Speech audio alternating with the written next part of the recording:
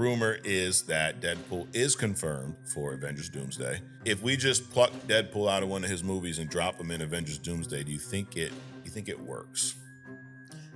It depends. Do they have to modify his character at all? His behavior? No. I think that they would have to tone down the fourth wall breaking. Rumor about Avengers Doomsday, there's allegedly been a clash of egos on the set, Adrian. No. Yeah. Say it isn't so. Full disclosure, you have no idea what I'm going to tell you. No. But you're not, by that statement alone, you're not shocked. Why? Not at all.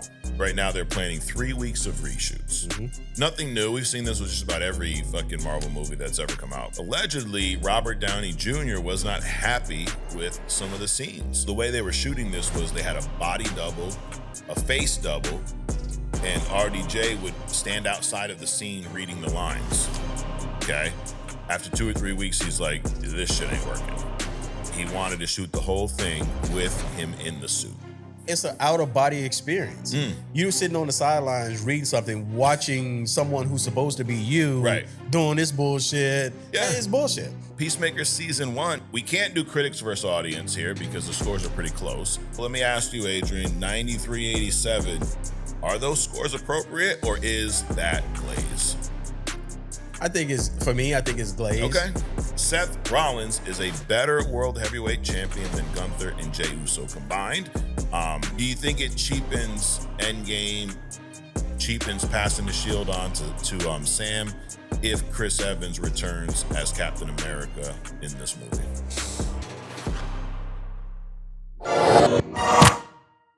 All right. Welcome to Only Comics. I'm Mike. That's Adrian. Still here, baby. Still here, bro. Another week? Yeah, almost. Almost. Yeah, almost didn't make it, bro. I know, dude. You were struggling, Yeah, bro. I was struggling.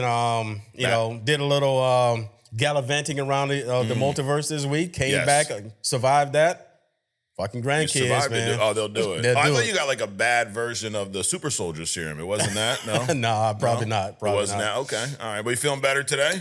Feeling better. Nice. Thank I was you. traveling around too, dude. I was up in the upper New England, dude. I was up in New Hampshire. Yeah. Okay. Yeah. So shout out to any of our viewers from New Hampshire. Yep. Realize that y'all just have more of what we have down here. Same shit. It's like less people, a little more spread out. But it's if you've seen one New England town, you've seen them all, I'm thinking you trying to say something, but I just leave it alone. Yeah, I mean, hey, I enjoy it though. Cool. As a New England kid, I mean, you're from the South originally. Well, I'm pretty much New England at this point. I've been here all my adult life. Okay. Yeah. You like New England? I love New England. Yeah, I do too. So I'm not. You know, I'm cut that out. I'm not gonna say that. This next thing you know, fucking the rest of the universe is up in New England. But anyway, don't come here. No. But anyways, I'm back now, dude. I actually, shout out to us for pushing through, Adrian. I came back this morning. I literally got home like 30 minutes ago. I shot you a text on my way. We're here recording later than usual. So we might even pull some some news up right now and see what's it. There's a lot of stuff going on. There's a lot. So we push through for the fans. There we go. So give us, do us a good thing here. Like this, subscribe if you haven't already. Turn that little bell, that whistle on so you get notified when we do videos. Also, we're putting together a nice little Amazon storefront because we get a lot of questions like, Adrian, where'd you get that hat? Where'd you get this shirt? And I can't even keep track, dude. So I'm putting together. We have it already. Links in the description. So I mean, full transparency. What would happen if you bought something from this link? Well, you would get your product.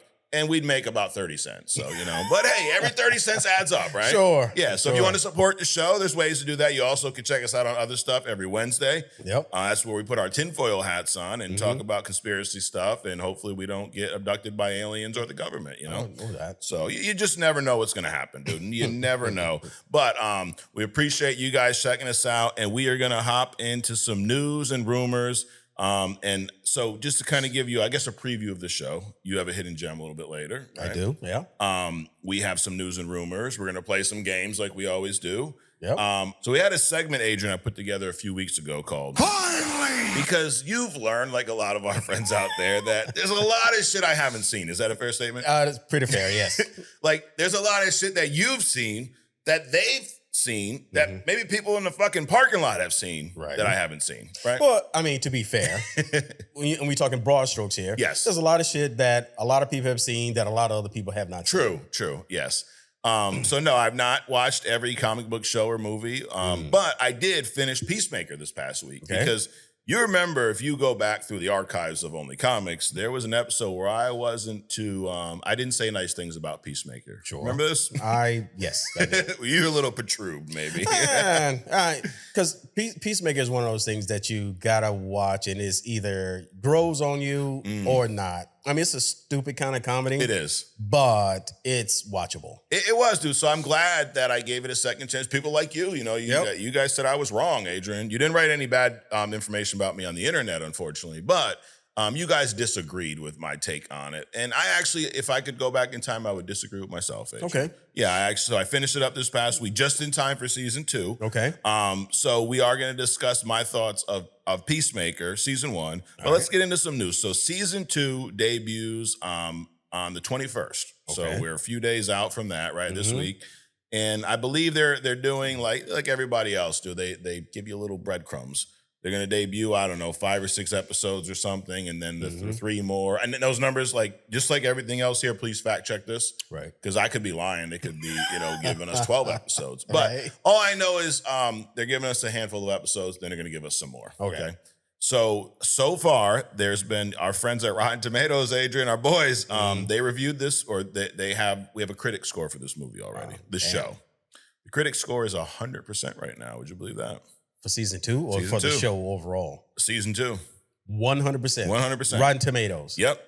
Now that's on 35 reviews. Okay. So not a ton of reviews. Holy shit. But of those 35, 100% of them were positive reviews. That shocks you, it sounds like. It absolutely does. Yeah. Especially Rotten Tomatoes. Right. Yeah, I was going to say, does it shock you because it's Rotten Tomatoes or because it's Peacemaker?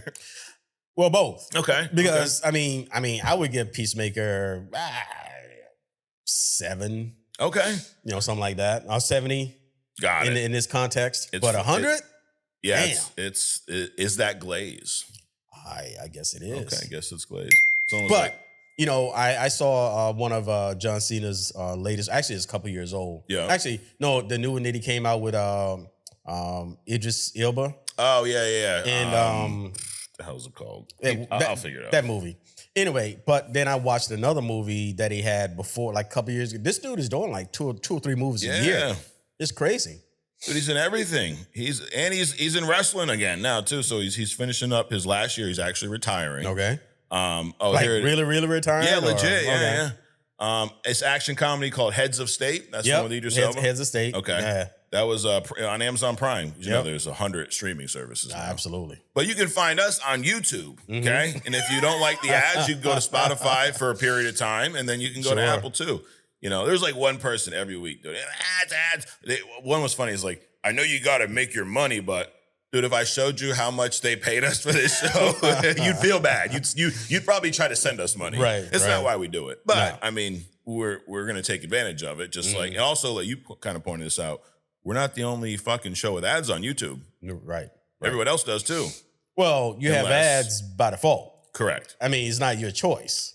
You posting free content on a platform that needs to make money. So they're going to slip some ads in your shit every once in a while. Yep. You have a few options. You could skip the ad. You could watch the ad. You could get YouTube Premium. How about that? Not see the ad. How about that? Yes. One thing you can do with all of those options is shut the fuck up.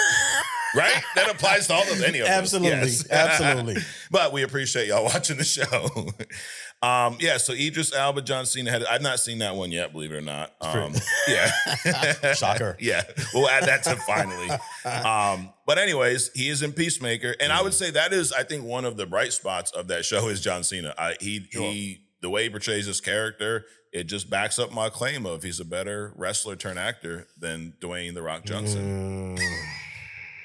Have you ever seen Dwayne interact with Eagly the way John Cena does? I don't think so. I've never seen Dwayne interact with any animal. Actually. Okay. Actually, you ever seen the movie when about the gorilla he was in? Oh yeah. I was named after a game, Rampage. Yep, Rampage. Yep. That was pretty good. I saw that. Yeah. That was cool. And then when he played Hercules, He fought the lion, right? Well, that's fighting the lion. That's not interacting with the lion. Yeah, he wasn't talking to the bird or two the different animal. skill sets. Yes, absolutely. But so Peacemaker, speaking of Is That Glaze, I created new games all the time. Oh my God. Right? We have a new game called Is That Glaze. We're gonna see if this one catches on. Okay. So I'm gonna give you the scores for Peacemaker season 1. So we talked about season 2. Mm-hmm. So far, it's at 100% with Rotten Tomatoes. No audience score yet because we haven't seen it. So Peacemaker season 1, dude, we can't do critics versus audience here because the scores are pretty close. Okay. The critic score is 93%, and the audience score is 87%. Now, the audience score is on 2,500 ratings, and the critic score is based on 90 reviews. So let me ask you, Adrian, 93, 87, are those scores appropriate, or is that Glaze? I think it's Glaze. Okay. Because it is a little silly, but in the context of it's almost like She-Hulk, right? Yeah. I mean, I knew about She-Hulk. I didn't know She-Hulk was like a comedy kind of character. So when I saw She-Hulk on Netflix, I was like, this is fucking stupid. Yeah. But in the context, I mean, it was still bad, but in the context of She-Hulk or in the context of Peacemaker, yeah, I would say those numbers are on par. Okay, so it's not Glaze. I think so, but okay. In the grand to scheme you of things, Glaze. Yeah, to me it's Glaze. But maybe it's appropriate Glaze for some people. Let's go with that. Okay. You're not judging them for the Glaze, right? No, absolutely not. Okay. No. We would never judge anyone here, right? No, it's not like you live in Newport or something like that.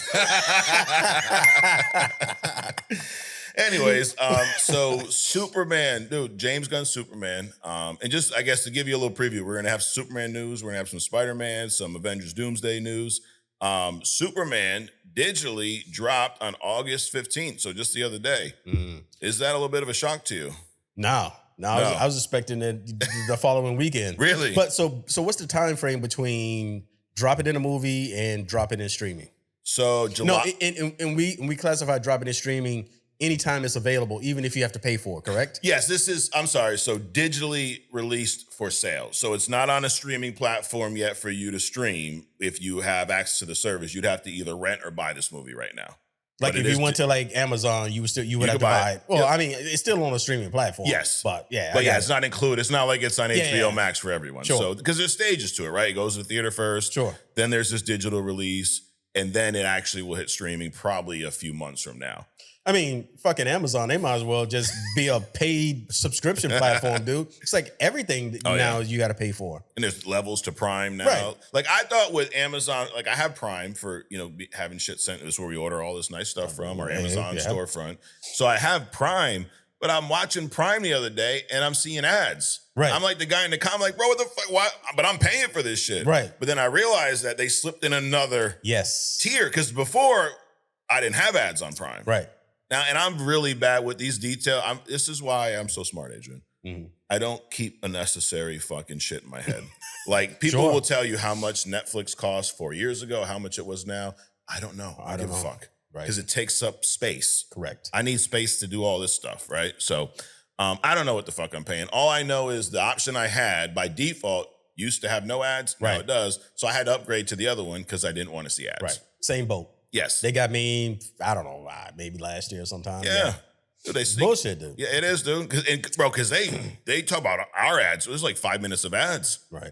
I love it has a timer too, like 3 minutes and 4. Like, bro, I can go use the bathroom, come back. Right. Holy shit. And they do that on purpose so that you can upgrade. Yes. Because remember, if, Amazon has like a fucking 100 million people, right?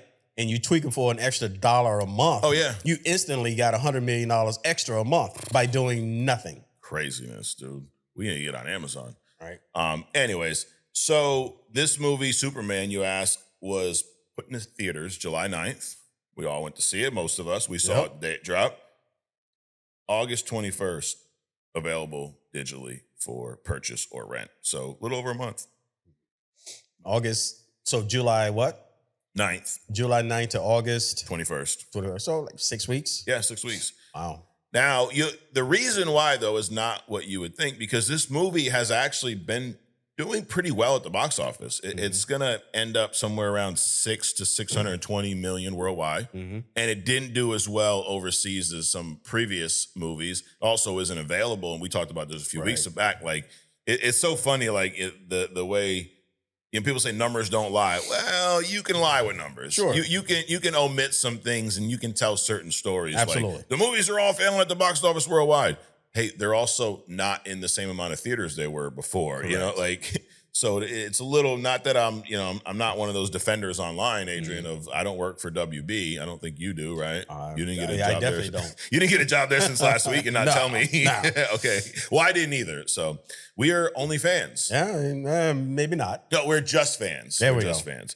But so 620 million. I mean, dude, if you put 200 million into a movie and the thing grows 620 at the box office, would you be happy with your ROI? I'd be happy with that. I would too. So. And again, this isn't a game changer movie. No, it's it's kind of in the pot. Yeah, and it's the first movie of many, right? Sure. It's also like this wasn't the end all. We are talking about DC though. So we'll see. True, but it's the new DC, dude. I did learn, with this I forget the platforms, but WB Discovery merger, there's a new chief in town. So this is not, it's one thing. We'll do a deep dive on that in a few weeks because we always get questions about like movie license, like the Kingpin character, for example. There was a question this past week is how can he be in Disney Plus shows but not movies if Sony owns them? Like, what's the deal with all that? There's a lot of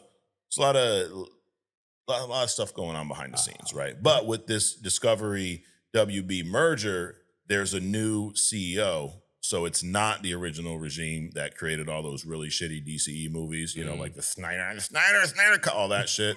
And they're gone, so you can't restore it. Those motherfuckers have been gone. They got boxes. They put their shit in. They fucking went home. Wow, you know how it works, dude. I'm sure. Yeah, you have end of the day, anytime too, right? It's Tuesday. Like, damn, can I work till Friday? No, get the fuck out, dude. Put this box. So that's what happened. It is what it is. I wasn't there. I'm just saying. But this is the first of many. So also, it doesn't need to do, $2 billion. This ain't Endgame, dude. This is Iron Man. This is the first one.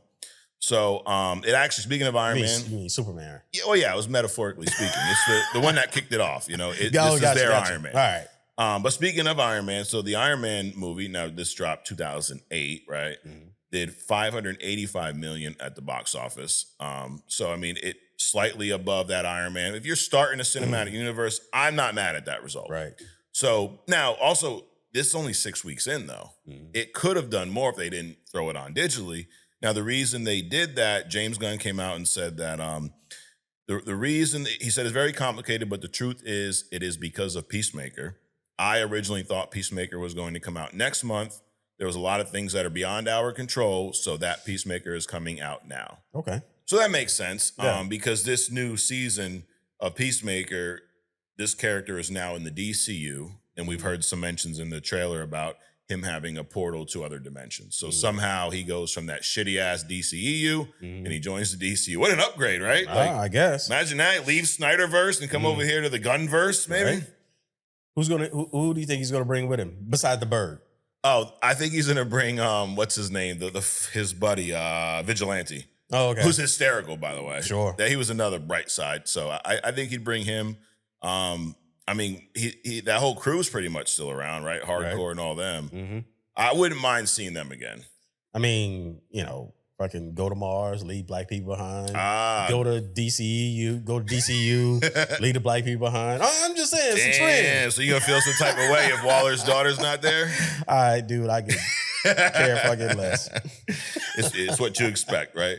Sure. But because this was moved up, so talking about new people behind the scenes, I don't know why, but they moved, or somehow James Gunn didn't know his calendar or something. He's a better assistant, maybe.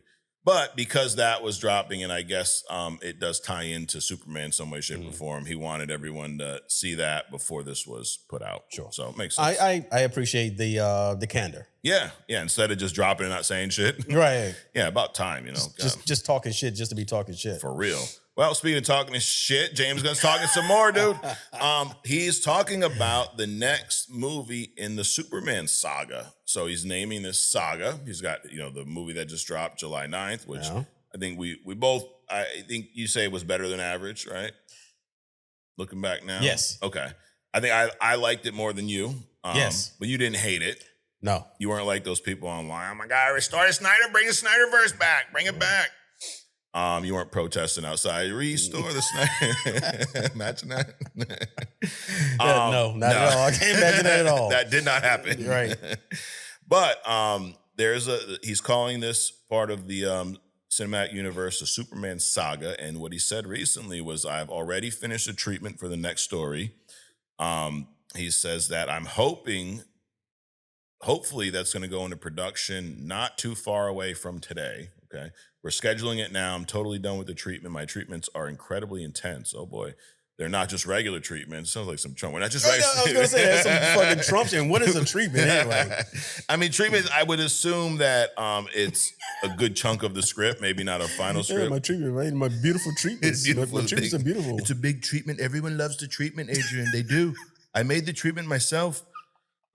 He says there's 60-page treatments with dialogue and everything. Oh my God. And now I'm just turning it into. So it sounds like a rough draft for a script. Okay. A lot of dialogue, a good chunk of enough done to start the movie. Mm-hmm. Hey, let's, tighten it up before we finish. Kind of like, Doomsday shooting with no script. There you go. Which I got some Doomsday news coming up, Adrian. Right. So he says it's going to be much sooner rather than later, which, dude, I think is a good thing. Mm-hmm. Like, we just saw this movie, whether you loved it, liked it, somewhere in between. I don't know that we need to go into another direction and build out a bunch of other characters. Let's just have a Superman sequel. Sure. Why not? It worked. Yeah. It's like you were saying last week about Fantastic Four, First Steps. Mm-hmm. We won't get it, but how nice would it be to have a sequel to that movie before Doomsday? Sure. It worked. Let's just build upon it. And I think that's probably one of the benefits that James Gunn has with the beginning of this cinematic universe, to where Feige with MCU, they got all these moving parts, dude. You really you can't just like, hey, stop that, stop this, stop that. Let's do a Fantastic Four. As much as we're saying it, I don't think they could, push Doomsday back more to do a sequel to that. They're kind of they're in this boat, they're stuck. Sure. So I would assume it's probably somewhat of a luxury for James Gunn to be in that early phase where he can shift. But I'm all, dude, and he also, though, I'm saying Superman sequel. He's not saying Superman sequel. Because he did come out and say the next movie may not be a Superman Part 2, but it's something that's going to feature Superman. So who the hell knows? Wait a minute. What about the Supergirl thing? That's all set for next July. Okay. Yeah. But I guess this would probably be the next movie after that, I would assume. Okay. So who knows? But I'm down with it, dude. Yeah. I'm down for the ride, dude. Superman Saga, Adrian. I mean, I'm just anything comics.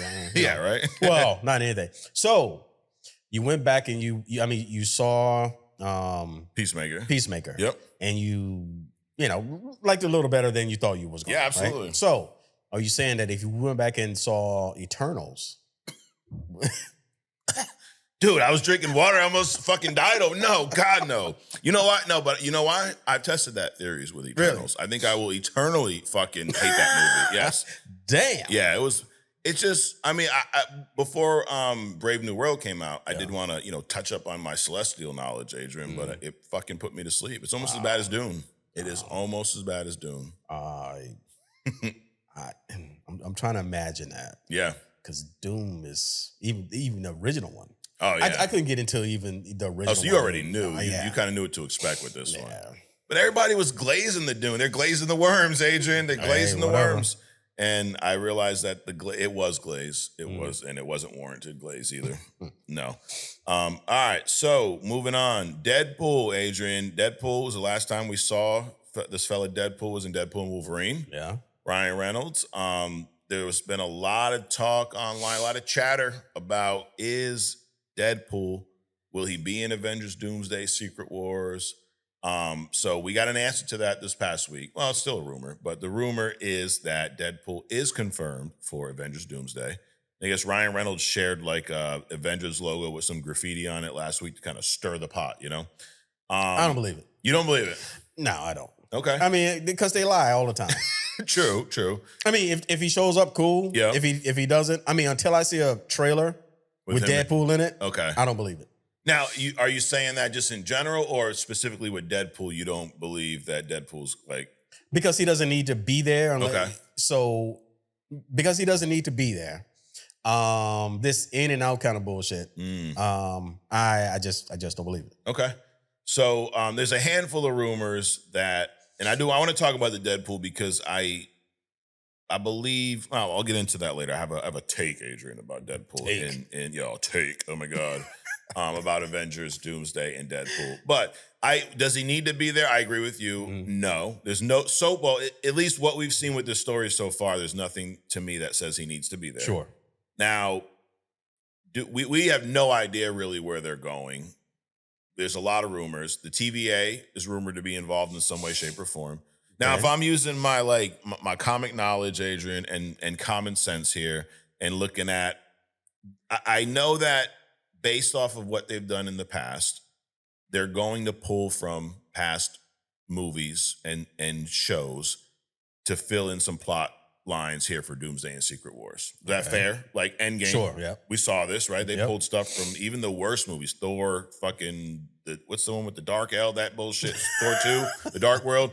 I mean, the whole reality or the ether. Remember, he had to go back and see it. So they've pulled from movies that you wouldn't even expect at times. Sure. We saw it in Captain America: Brave New World, where they pulled from you're wearing the shirt, the Incredible Hulk movie, right? We had the leader this time. We've seen some of those. So if I'm looking at everything that's happened so far, do I think the TVA will play a pretty sizable role in these movies? I think so.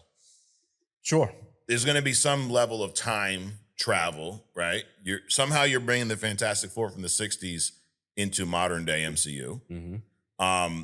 We have seen issues with the TVA in Deadpool and Wolverine. Yeah. That was kind of their first connection. We've talked about Loki being a presence in this movie. They have confirmed that. He's at the center. He's holding the vines right now, dude, as we're sitting here. He's holding them together, you know? So could I see there be some type of connection with the TVA, Deadpool, Wolverine, possibly? But is he needed? It's not a necessity. Even if they had the TVA, you don't need Deadpool in there. No, but that would be, I guess, the easiest way to explain why he is in there. Sure. Now, here's my thing about Deadpool in the Doomsday movie. First of all, if we just pluck Deadpool out of one of his movies and drop him in Avengers Doomsday, do you think it works? It depends. I'm assuming that if they plucked him out and dropped him in, they would have to make it work. Okay. It would have to make sense. Would they have to modify his character at all? His behavior? No. Do you think so? I think that they would have to tone down the fourth wall breaking.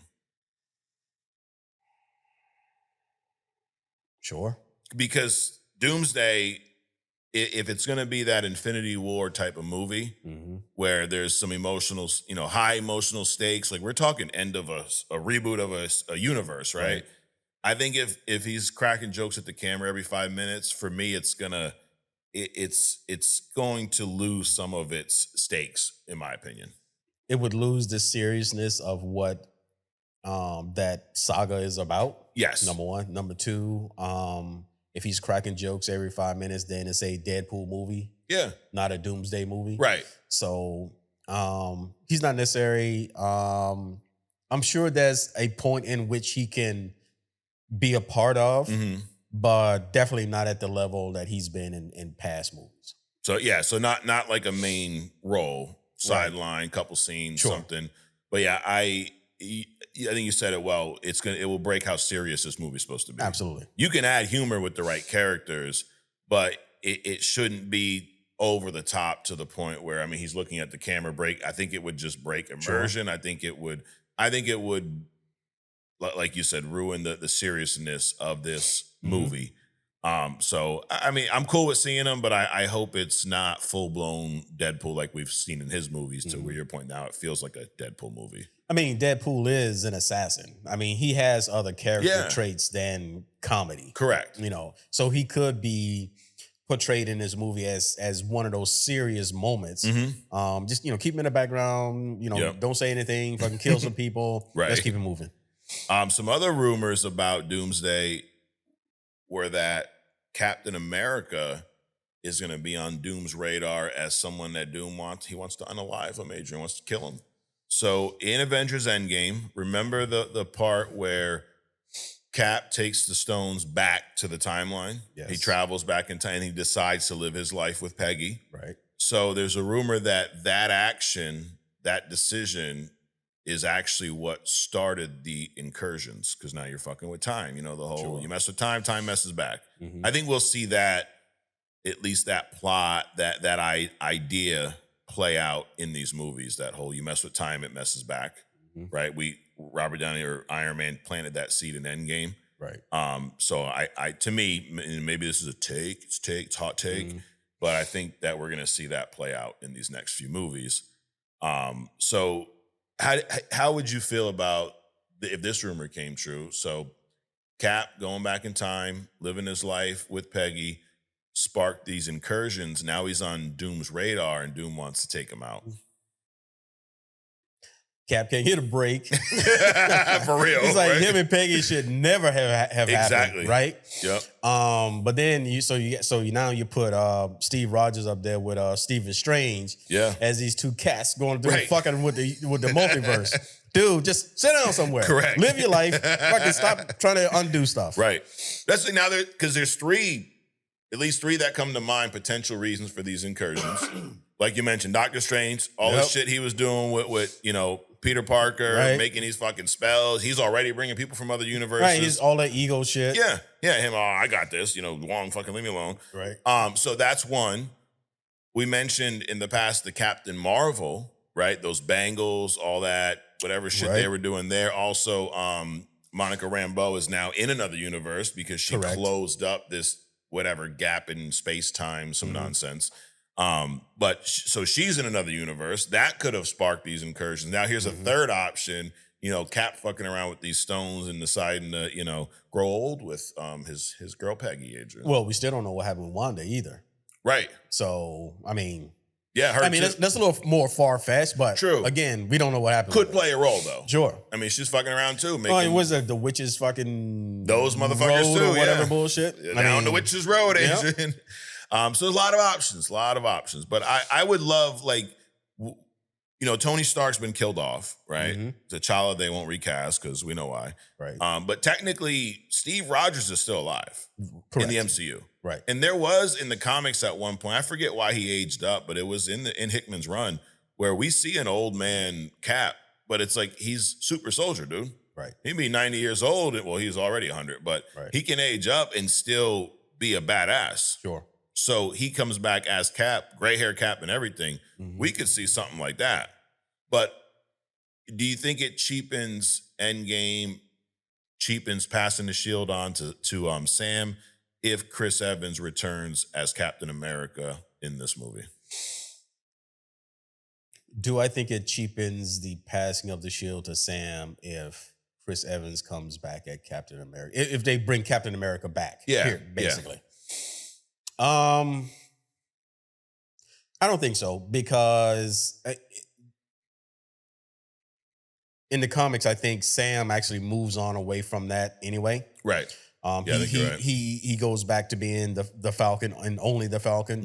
And then he still got that little sidekick kid.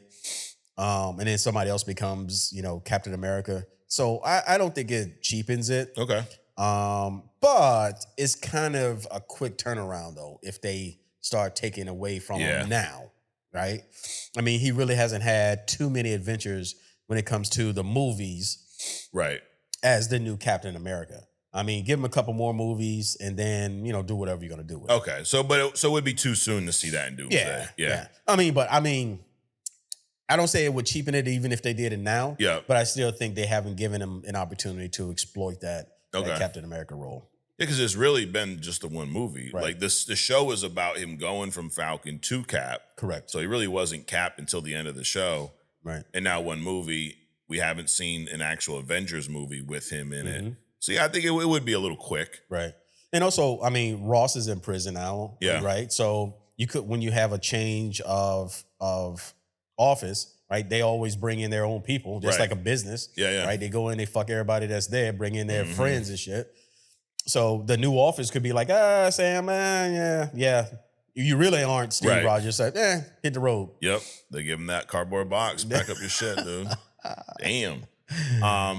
So it's hard, though, because I heard this online recently. This was a take someone had about the difference between this phase, this saga, and then Infinity War. Like, we had the clear-cut lead heroes at this point. Like, we knew it was Cap and Iron Man. If I ask you right now, who are the two leading Avengers? Does anyone come right to mind, or you kind of got to think about it? Yeah, you got to think. Well, I mean, I would say Sam by default. You should, right? You should, but outside of that, no, because T'Challa's gone. Yeah. His sister's definitely not it. Nope. You got the Thunderbolts. There's nobody in particular there. They're still trying to they're fumbling their way around. You're still trying to get a name. Yeah. Right. The Fantastic Reed and Sue, even though they're fighting each other about, who's at the helm, they're not even in our universe yet. Right. So, no, nobody comes to mind. And even if they do, like, oh, you just showed up to the universe. Hey, you want to lead the Avengers? Like, right. I think they're going to look at like 12 people before them. Right. And you got Doctor Strange, but he's off. We saw he went to the dimension, whatever, fucking up some sliver of the multiverse. Nobody knows who Spider-Man is at this point. Because he'd probably be like the next obvious choice, but no one knows who he is. Yeah, but it's kind of hard to see Peter as leader of anything. Yeah, true. He's still a young Peter. He's still college age Peter, but no one even knows who the fuck he is. Right. And then Bruce Banner, he ain't leading shit. No. And hopefully we see him turn back into Angry Hulk. So you definitely ain't putting him in charge. Thor is all. I mean, Thor's one that could probably step in, but he's off world. He's doing his thing. It would need. Why would Thor be brought back? Maybe this whole Doom, arrival brings him back. So I mean, Thor would be one that it would make sense. I'd be cool with that. Sure. And it would maybe get some redemption for that horrible fucking movie Thor: Love and Thunder. Right. Holy shit. And Black Widow's dead. So Black Hawkeye's retired. Right. So yeah, dude, not many options, dude. All right. It's a perfect time for Doom to slip in, So the other rumor about Doomsday is that there will be several different teams in this movie, which we've seen this in comics plenty of times, right? With these big events, it's not usually everyone traveling. There's not 47 of them in the back of the U-Haul truck, right? Like these guys are in this dimension. This one's on fucking on Mars, right? This group's on the moon. They're in Subtropolis. Who the hell knows? So far the rumored teams are Sam's Avengers, okay, the new Avengers, which the Thunderbolts. Which we saw a little bit of that post-credit scene. Wait a minute, who are Sam's Avengers? We don't know yet. So in the Thunderbolts post-credit scene, they mention, Sam's fighting for the name, blah, blah, blah. He's got his team. And remember, Ross did kind of ask him to put the Avengers back together before he fucking Red Hulked everything. So we have no idea who would be there. I would assume that would probably be like the OG Avengers, like the Hawkeye. Vision, if they find his, the white Vision fucking floating around somewhere. Thor, if he comes back, I would assume would join Sam Wilson's Avengers, But who the hell knows? So, but those are two teams right there. Thunderbolts, Sam's Avengers. Obviously, he's got Falcon on his side. He's got a tie-in with Wakanda. They built his suit, so sure, he's probably going to be there. Yeah. So it'll be a handful. The X-Men is a team that is supposed to be in this movie. The OG Fox X-Men, the Fantastic Four. We know Pedro Pascal's fucking Buckethead and his crew are coming over. Team Loki's another team rumored, which, I mean, right now he's just sitting, hanging out on the throne with these green vines. Right. But I'm assuming that Doom is going to somehow find out about Loki. Sure. And I mean, that's right up Doom's alley, right? As long as he brings in Hela. Yes. Hela is rumored to be back. Okay. So who's on Team Loki? Sylvie might show back up. Sure. And then you got Doctor Doom's villainous group is another team that's rumored, which could be a bunch of Doom bots. It could be evil variants of certain characters, right? Sure. Like, dude, does the Maker show up? I mean, it might be crazy, but there's also villainous versions of Captain America. We could see a Captain Hydra show up or something. Maybe he went and got Mephisto and cuckolded his ass. There you go. Who knows? Fucking Mephisto could show up. Yep. So, but several different teams. The rumor is if Deadpool is in this movie, he's probably going to side with the X-Men / Wolverine's team. So hopefully it's not a team of Deadpools because I think we've seen enough of that. Yeah. Last rumor about Avengers Doomsday is, for the week anyway, there's allegedly been a clash of egos on the set, Adrian. No. Yeah. Say it isn't so. You're not shocked by... Now, full disclosure, you have no idea what I'm going to tell you. No. But you're not... By that statement alone, you're not shocked. Why? Not at all. Why not? That's just the way it works, dude. Okay. I mean, I'm bigger than you, my paycheck, blah, blah, blah, blah. I should get 30 seconds more than you. Yep. All that kind of bullshit. Okay. Well, let me tell now, again, this is just a rumor. But there's a statement that I heard years ago, and I subscribe to this: where there's smoke, there's fire. Sure. Right? The rumor now doesn't mean everything's true, but here's what they're saying: that there's a bunch of reshoots going on, which right now they're planning 3 weeks of reshoots. Mm-hmm. Nothing new. We've seen this with just about every fucking Marvel movie that's ever come out, pretty much, right? There's always some, you got to reshoot something. But the reason why there's reshoots is allegedly Robert Downey Jr. was not happy with some of the scenes. Now, we know Robert Downey Jr. is playing Doom. We know Doom is behind the mask and in a suit most of the time, right? Mm-hmm. So the way they were shooting this was they had a body double, a face double, and RDJ would stand outside of the scene reading the lines. Mm-hmm. Okay. After 2 or 3 weeks, he's like, this shit ain't working. He wanted to shoot the whole thing with him in the suit. So we'll stop there. With that being said, if all that's true, I'm team Robert Downey Jr. Absolutely. Right? Absolutely. Make the shit work. Yeah. Like if he's the actor and he's feeling this ain't connecting. Mm-hmm. Now, I believe it or not. It's an out of body experience. You're sitting on the sidelines reading something, watching someone who's supposed to be you doing this bullshit. Yeah. It's bullshit. You know, if you could put a 100 megapixel lens in a drone, you can make his voice sound like it's clear enough without having it like talk through a mask. True. Oh yeah. So you're saying if it's the audio thing, they can figure that piece out. Yeah. Right. Yeah, I wonder whose decision it was and what the reasoning behind that to have a body double, face double, and then Robert Downey Jr. Well, I'm sure some of this came from, what's the chick that didn't want to dress up as? Jennifer Lawrence. Yeah, Jennifer Lawrence. The body paint, oh my God. You know, some of these characters, it takes them hours to get into these fucking costumes. But you know that when you read the scripts and agree to the fucking terms of the movie. But for him, I mean, I feel that he feels that he can't get into it. I'm sitting on the sideline reading some fucking things while somebody else is over there pretending to be me. Fuck that. And I feel like, depending on the actor, because I'm going to go through some movies where they use that approach. And and I think most of these are pretty good, but I think it depends on the actor. Sure. And Robert Downey Jr. is someone who has a lot of presence on screen, right? Absolutely. And I think it's exactly what you're saying. I could just imagine him being on the sideline shouting, reading the line, but then looking at the guy going, dude, I wouldn't have done that. I would have done it more like I'm. So I'm sure it's like it's not connecting. Correct. It's got to be there's a disconnect between you shouting lines over here, different guy for the face, different guy for the body. Now, some people might like that idea because they don't have to get into the costume. Right. I can just sit on the side, let somebody else, let some little pawn, spend 6 hours.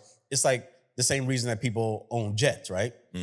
They don't fly the jets, they just own them. Right. But they want the convenience of they don't have to do the fuel. They don't have to get they don't have to walk around the airplane, do all the checks. Yep. They don't have to get the clearances. They don't have to do the fucking flight plan. None of that shit. All they got to do is walk up when the jet is ready to go. Right. And a lot of people like that. Yeah. Right. Meaning, get some pawn to come in at 3 o'clock in the morning, start getting dressed up and everything, and they're sitting there like a fucking puppet. And I can just show up, eating some Cracker Jacks and just start reading my lines. Some people like that, but it's a disconnect. Right.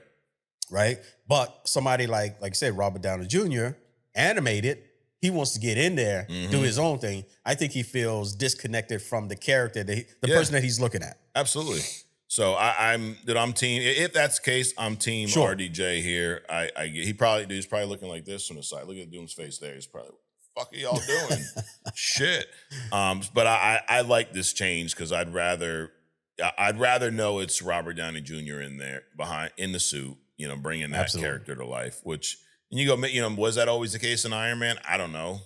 Possibly. I mean, because we've seen people in movies who look like they don't want to be in the fucking movie. Yeah. Right? Brie Larson. And if I'm, after the movie drops and we look at it and I'm shitting on the performance, I want to make sure I'm shitting on the right person. Correct. Not some peon.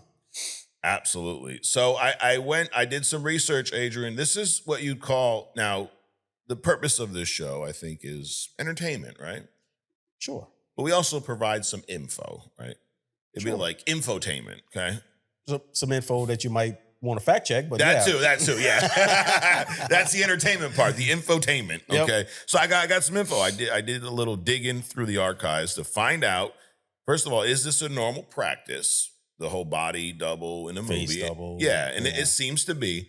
And I pulled, I think I got 10 or 15 or so here of movies where they've done this. So I'm going back to the 70s, Adrian. 1977, Star Wars, A New Hope. Darth Vader was a body double and then voiced by James Earl Jones. Believe it or not, James Earl Jones was not in a Darth Vader suit. Now, Darth Vader, his performance is a very stoic, very like almost horror villain type, but he's not moving around. Right. He's not animated. Correct. Not a lot of gestures. No. Like, doing all this bullshit. He's not doing all, so yeah. And also, did you see James Earl Jones? Exactly. At the time, what's he going to do in the suit? You know? Right. But James Earl Jones also has like voice acting. He's done a lot of that in his career. So that's a little different than Robert Downey getting in the suit. But I also think a lot of that was that character's portrayal. He's basically a walking fucking robot, you know? Right. So that was all the Star Wars movie. The Phantom Menace. So remember Darth Maul? Yep. The guy with the little horn stick. Same deal there. The body was Ray Park. There you go right there. Oh, go to that. Go to your screen. Look at that. I just happen to have look at that, dude. Cocaine with Darth Maul on it. And you had no idea how. Dude, nope. We're in sync like that. Dude. Holy just shit. the way it works. We should be a team in Doomsday. Fuck Dr. Doom up, dude. Right? Him, Tony. Oh, I don't give a fuck. Oh, Cap too. You, all you guys doing all these incursions will whip all your asses. Anyways, but yeah, so Darth Maul right there on your Coke can. Ray Park he was the body double. Now this is one where Ray Park, dude, is a badass martial artist. Like all those lightsaber fights, that's all Ray Park doing his thing. Okay. And then Peter Serafinowskis or something like that. I don't know. Serafinowskis. He voiced he voiced Darth Maul.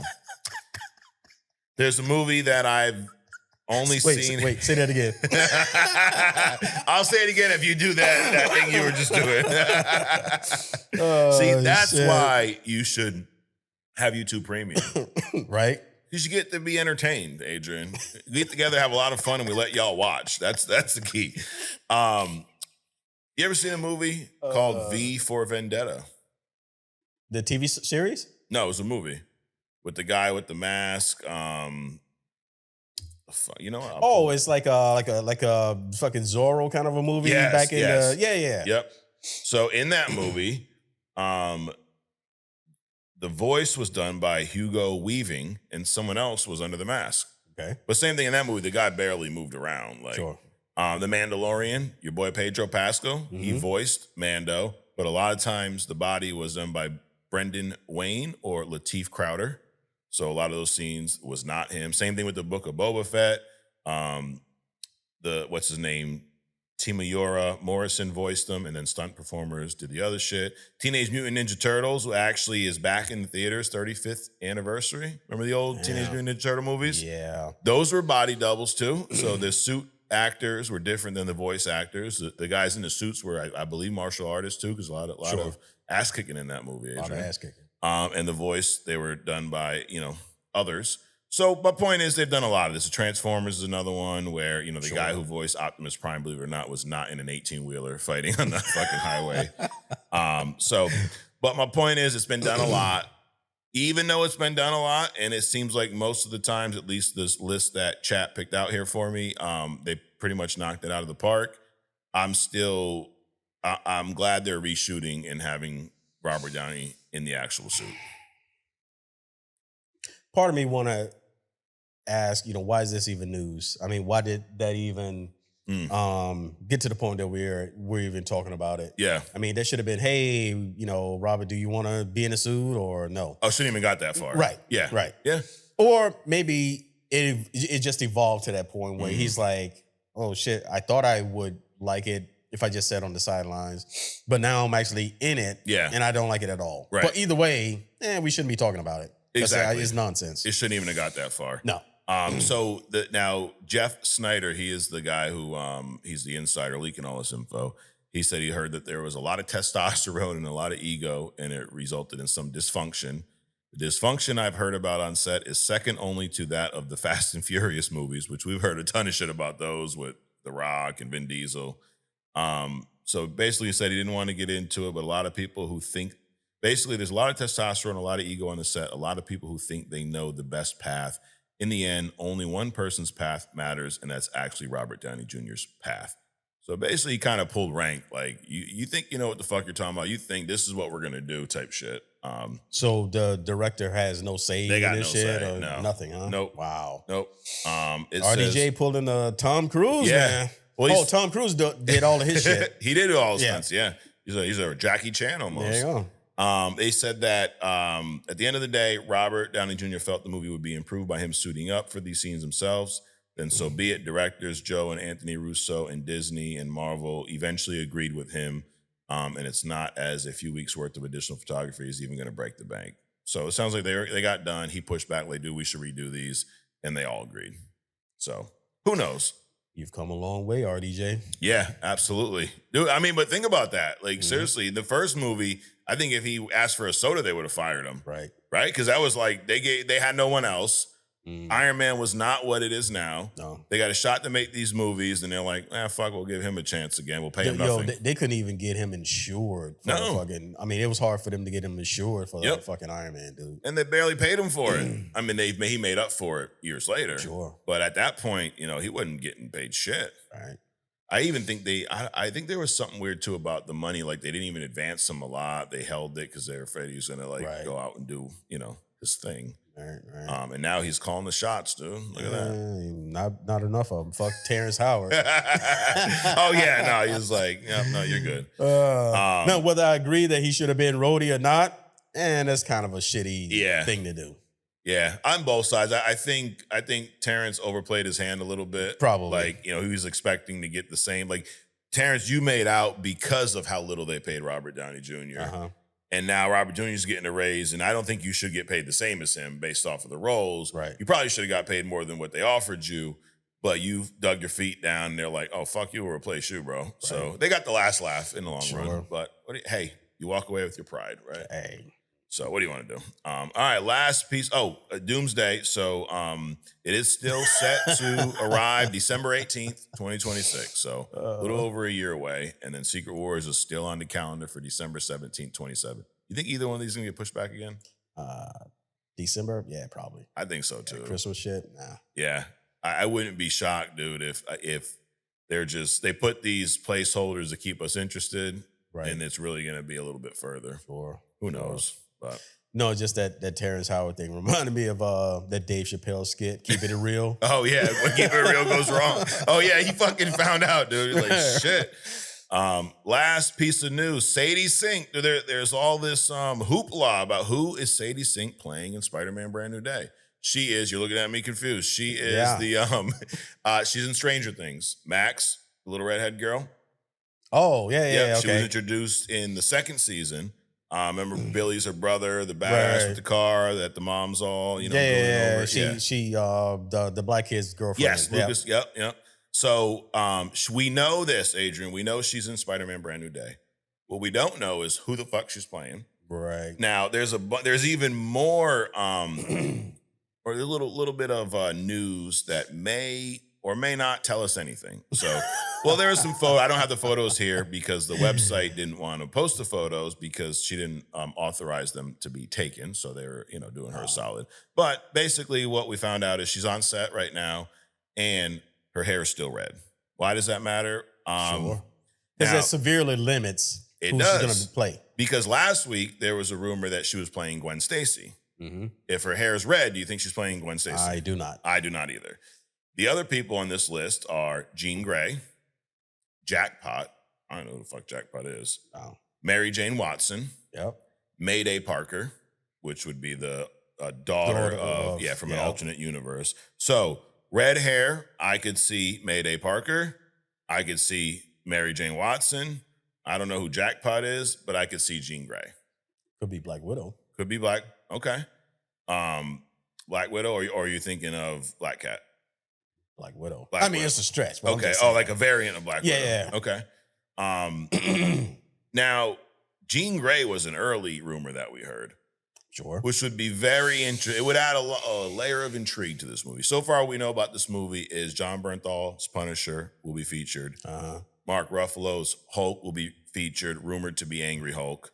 We know that Scorpion is in this movie. We've been told that it's more of a street level Spider-Man, which we've seen some of the, the shots, set photos and videos. It seems pretty street level, right? Sure. He's swinging down the street, they're fighting.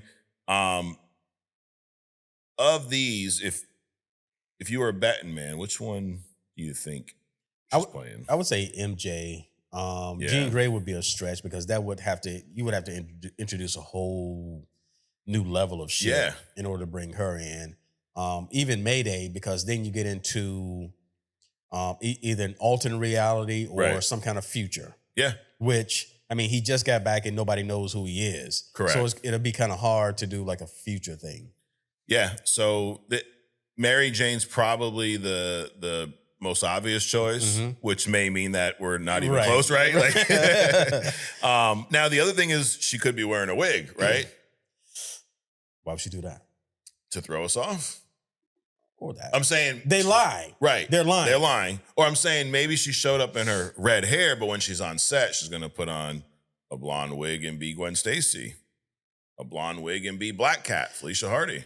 So this falls into that category of that useless information.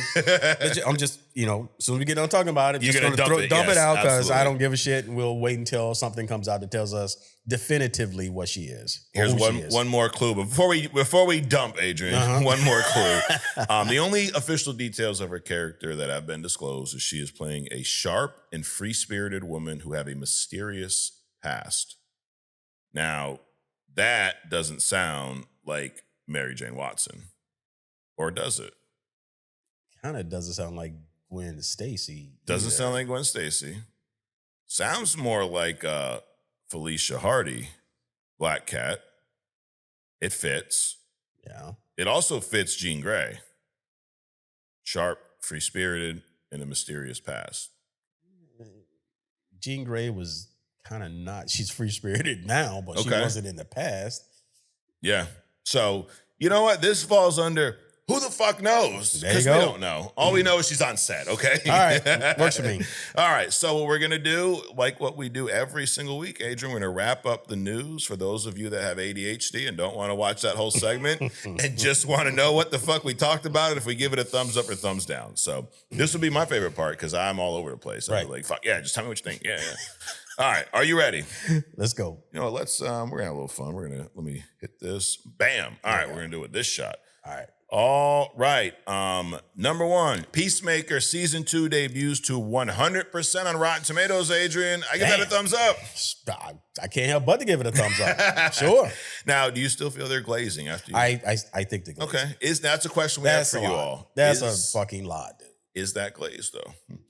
Superman was released digitally for sale or rent on August 15th, with a little over a month after hitting theaters, Adrian, on July 9th, due to Peacemaker Season 2 being released early. I know it's a mouthful. Sure. Basically, they dropped Peacemaker early, so they had to put Superman on sale right now. I personally give it a thumbs up because I'm going to watch it again. I want to watch it again. Sure, it makes sense. Thumbs up. James Gunn says the treatment for the next movie in the Superman Saga, doesn't say Superman Part 2, though, is done and will begin shooting soon. I guess thumbs up. Thumbs up. Team DC up in here, you know? We're not Marvel shills as much as they say, Adrian. Maybe.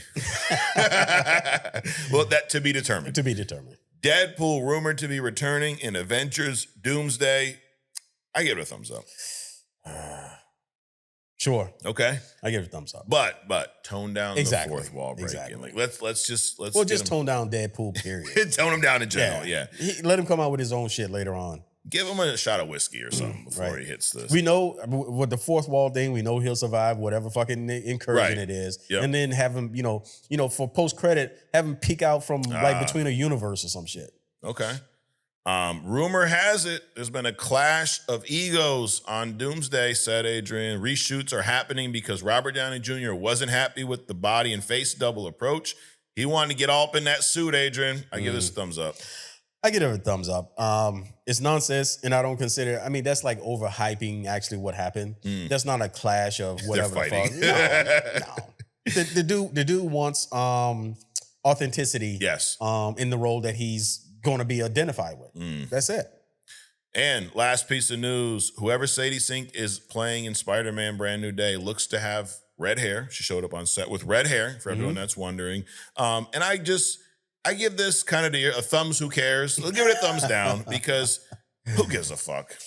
I just, again, with the Robert Downey Jr. news, I mean, they could have kept that shit inside. You know, but I guess if you got to put some news out, any news is better than no news. True. I guess. I think there's been so much Spider-Man news lately that they're just anything Spider-Man related, someone's trying to pick up. And we saw this. We saw Tom Holland walking down the street. He had a Starbucks cup. Like, okay, relax. Right. But if you had to take if I was betting, who do I think she's playing? I think the safest bet is Mary Jane Watson, MJ. But who knows? MJ or Felicia. Yeah. Yeah, the way she's described as a sharp, free-spirited woman with a mysterious past. I would go more with Felicia Hardy. Yeah, Felicia. Yeah. Which, hey, you can show up with any fucking color hair you want. Exactly. It's called the wig you can put on, you know. Who knows? Just hopefully it's not the wig that they use with Jessica Alba. Right, I was just thinking about that too. In Rise of Silver Surfer, whatever the fuck it's called. All right, and yeah, with that, Doom. Yo, for real, holy shit. Dude, the Doom on my shirt was better than that fucking movie.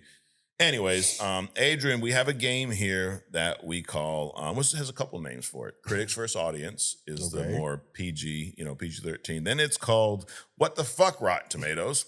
So I decided to open up our reach a little bit here because it was limited to comic book movies. And believe it or not, there's only so many comic book movies where there's a disparity in scores, okay? So I decided this week to pick 3 movies that are just 3 of my favorite movies. Like if I had a top, 100 list, these 3 would be on there somewhere. The first one actually has a fun little connection to Rotten Tomatoes. So you remember a while back on this show, I broke down why we even have Rotten Tomatoes, right? A bunch of college kids were big fans of Jackie Chan. Right. And they were sourcing reviews for his movies, that the movies from Hong Kong's box office that crossed over to the US. And he decided to build one place for those reviews online in prep for Jackie Chan's first US blockbuster movie. Cut all that out. Don't have me all fucking tongue tied up on here. Rush Hour. It was a big crossover movie, right? Yep. So I decided to pick Rush Hour as one of these movies. The Fast and Furious, the original. That's one of my all-time favorite movies. I got that. And then because this series of movies is hitting the theaters again, Spider-Man, the Tobey Maguire trilogy, I got the first Spider-Man movie on here. And believe it or not, Adrian, there is a pretty almost 20-point disparity between critics and audience scores in each one of these. Damn. Yes. So what we're going to do, I define the rules a little better now. So this is a game we're going to play weekly. Any movie can be a part of this. We're going to have 3 rounds, and we are going to decide if the critic score or the audience score is more accurate. And we'll see who wins this week. Critics versus audience. So it's true to its name. And what do they win? They win fucking nothing. They win, they get to be on our show. That's what they win. You get to say that you won. Exactly. Yes. So who's gonna, maybe by the end of the year we'll count who won more, critics or audience. So I would assume if you were taking a guess, who do you think, like if you were to look at every score possible, if your brain was a computer like vision, Adrian, do you think you would agree more with the audience or the critics? Audience. I think so too. That's so. But we'll test that theory today. We'll test that theory. Let's do all right. Are you ready? Let's go. So, and then if you say like, that's wrong, that's not, it's Adrian's opinion. So what you could do is shut the fuck up, or you can tell some of your friends your own opinion, right? Because we didn't ask you. I asked Adrian. Yeah, but what if? So, Rush Hour is not a comic book movie. Nope. But I mean, this is on the comics. Yes. Yeah, so why are we revealing? Oh, okay. I see. I'm just you saying. sound like the people in the comments. You know why, Adrian? Because this is only comics where we discuss comics and only comics. That's why. And other shit. And as sometimes well. some other shit. Yes. Yes. This is, I would say we should call the show 90% comics. You like that name? Only comics works. Okay, we'll stick to only comics. Yeah, Cool. yeah. There's a ding. One guy in the comments like, I love this show, but that ding is so annoying. Like, you mean, oh, not that one. You mean this one? Anyways, hey, I like my ding. You know, it's fun. I like to ding my ding on the show, Adrian. All right, let's get into the segment before we get off track. We wouldn't want to get off track. That's some OnlyFans shit right there. We're just fans. I already told you that. All right, so Rush Hour. Adrian, the critic score. This is based on 77 reviews. Now, here's the fucked up part. The reason they made this website was pretty much for Rush Hour. These motherfuckers gave it a 62%. The OG Rush Hour. Did they make it for Rush Hour or did they make it for Jackie Chan? A little bit of both. A little bit of both. I'm going to go with the Jackie Chan thing. Okay. And because he's in the Rush Hour movie, they gave it what they gave it. Okay. So 62% critic score. The audience score for this movie, 79%. That's on 250,000 or more ratings. So, Adrian, critics versus audience, who got it right here? Audience. Audience did. Number 2, The Fast and the Furious. This is the first movie, the OG Fast and Furious movie that started it all. Paul Walker, Vin Diesel, long before The Rock, was horror farming and jumped into this franchise. Right. And John Cena somehow became Vin Diesel's brother. Looks nothing like him. I mean, before all that nonsense, this was just street racing. They were stealing DVD players. That's how old this movie is. DVD. Yo, if I gave most of you guys watching a DVD player, you wouldn't even know what the fuck to do with it. Exactly. Or my kids. Imagine you gave your grandson a DVD player. No. Not at all. No. My kid would use it to prop up his e-bike or something. I don't know. Right. Might as well give him a 8-track. Yes, exactly. Now, critic scores for this movie, 155 reviews. The score is 55%.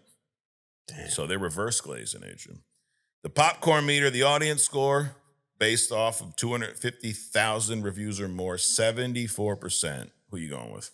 Audience. Well, audience won so far. Well, they won 2 out of 3. But we don't want to cheat, y'all. We'll give you the third round. The third round is Spider-Man, the OG Spider-Man, Tobey Maguire. The tomato meter, 249 reviews. Critics gave this a 90%. The audience, same deal, 250,000 reviews or more, 67% for the OG Spider-Man. Who are you going with? I'm about to go with the critics on this one. Yeah, me too. Yep, 90%. So in this round, though, in this game this week, the audience won 2 out of 3, Rush Hour, Fast and Furious, and Spider-Man, the OG movie. So that is critics versus audience. That movie is actually hitting theaters again Friday, September 26th, dude. So they're putting the old Tobey Maguire trilogy back in theaters. It's a 3-day event, and they're doing it back-to-back weekends. So the 26th, 27th, 28th, Spider-Man 2, well, actually Spider-Man 2.1, director's cut. All you Snyder fans are getting their own director's cut here.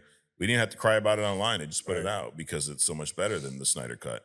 And then Spider-Man 3 on that Sunday. Then the following weekend, the first weekend of October, they're doing the same thing. So you get a little nostalgia in the theaters, Adrian. Man, they learned it from Spielberg. Yeah. Bumping them numbers up. Oh, Cameron. What? The James Cameron, his Avatar. Yeah. They're taking a page out of his book. So, all right, moving on. One of our questions this past week, one of our comments from a friend of ours here, Bloody Knuckles, How, and Edward SPT. Shit, that's a fucking name. All right, bro, can you explain the name, though? Seriously. But remember we used to do a segment here called Versus. Yeah. So he said, so many great battles, but the big one I would want to know is Justice League versus Thanos. I was watching Infinity War the other day, wondering this. Also, X-Men versus Thanos too. So I figured we would do an impromptu versus for our friend here. So Thanos versus Justice League. And you know how this usually works. I'll ask ChatGPT to save me some research time and pull some facts together. And then we make the ultimate decision. But before I even say anything, Thanos, Justice League, who do you think's winning that? What level of Thanos and what I'll go with Justice League. Justice League, okay. We're going to do core Justice League. Let's just say Superman, Batman, Wonder Woman, Flash, Green Lantern, Aquaman. Pick a Green Lantern. I don't know. We can do Hal Jordan. And then, Barry Allen, Flash. So really the core members, the ones we've seen everywhere. Justice League. Justice League, hands down. Now that's base Thanos, no Gauntlet. Yeah. Right. Thanos with Gauntlet, it'd be a little different, but still. Yeah. You would still say Justice League? Or? Yeah. Okay. I would say with Gauntlet, Thanos easily. It depends how they meet up. Okay. If there's thinking involved, probably Thanos, but I'm going to go with Justice League still. Well, let's see how they would match up. So there's some powerhouses in the Justice League. Yep. Superman, Wonder Woman, right? They stick out. Chat says they would give Thanos the most trouble. Absolutely. Okay. You agree with that? Yeah. Why? The simple thing is that Superman, bear hugs him, Wonder Woman grabs his leg, fucking Green Lantern just cuts his head off. Done. You're always with the head cut, dude. Straight to the point. Straight to the point. Yeah. Why waste time? Right? No suffocating, none of that bullshit. Just cut the head off. Yeah. No crying about Mike Gamora. No, none of that. And then, the Flash can actually, he could probably solo Thanos by himself. Ooh. The Barry Allen Flash is a bad boy. It's a bad man, like Ali used to say. So now here's the thing. Thanos, he's taking hits from Odin, Galactus. It wouldn't be like, Superman hits him once and he's laid out. Like he'd go blow for blow for a little bit. No, they would have to, first of all, they would have to understand that this dude is coming here to murder you. None of this Boy Scout shit. Right. Because Superman is not as fast as Flash. He doesn't have the power set of Flash. Okay. But he can probably hit Thanos with the force of cracking the planet in half 1,000,000 times in a second. Okay. Wonder Woman, she's not as fast as anyone, but she has the Superman strength. Yeah. Flash, he could phase in and rip his heart. There's so much shit that they could do individually, but then combine, assuming they understand that this dude is coming to eliminate you. Yeah. Now with the Justice League, we had to take their personalities into play, right? Batman and Superman ain't gonna fuck it up to begin with. Correct. They're not gonna try to kill him off the bat. No. It's gonna be when they realize that he's out for blood, eventually, I think they probably care less about killing some alien than they do someone on the planet, maybe, possibly. And then what's gonna happen is Wonder Woman's gonna be looking at these two fools like, dude, what the fuck you doing? For real. She's gonna jump on Thanos' side. Right. Then start kicking their ass. Because it's like, dude, you had all this time to do all this stuff. You sit over here, pussyfooting around. Right. Fuck you dudes. So these two, if it's early on, Superman ain't going for the kill. Nope. Him and Thanos are going to go back and forth a little bit. Yep. Right. Now, his speed blitz, how does that play into this? Would that fuck Thanos up or? Oh, absolutely. Yeah. Again, the multiple punches times 1,000, the strength level that he has, so on and so forth. The fact that Superman can fly. He can actually fly him into the sun. Right. Right. But so as we're talking now, though, we're taking out the, go for the kill from Superman. Flash, same thing. He's probably not going to try to kill him right off the bat. Maybe.